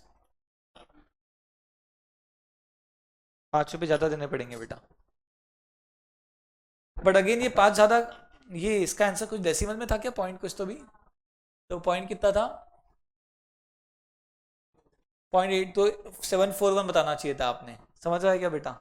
0.8 था, 0.8 को खा गए, तो 4 साल में 1-1 रुपये हर साल का भाई, 5 रुपये का डिफरेंस आ गया। समझा? It doesn't matter. और एक पैसा भी ज्यादा हो ना तो बैंक अगले पे राउंड ऑफ करती है, वो क्यों खुद का नुकसान करेगी भाई। और उनके लिए तो इतने बड़े ऑपरेशन, एक एक पैसा, इतने लाखों लोग, तो गड़बड़ होती है। नेक्स्ट पे राउंड ऑफ करती है बैंक हमेशा, 0.5 का लॉजिक नहीं है वहां पे। तो खैर ये लोन कैसे जीरो हुआ देखा आपने, इंस्टॉलमेंट देने से लोन आपका 1 लाख का जीरो बन गया। ये टेबल को कल समझते हैं, बट ऐसा अगर मैंने आपको कोई क्वेश्चन दिया तो घर से करके आ पाओगे। 12 मार्च का होमवर्क लिख लो। लोन है 5 lakhs का, रेट है 10%, एन है 4 साल, इंस्टॉलमेंट निकालनी है आपको और टेबल बनाना है ऐसा, ठीक है। इंस्टॉलमेंट निकाल के टेबल बनाना है, 4 ही साल है, 10% है, 5 लाख का लोन। कल मिलेंगे इस होमवर्क के साथ। Okay, bye bye everybody. कोई डाउट किसी का ना?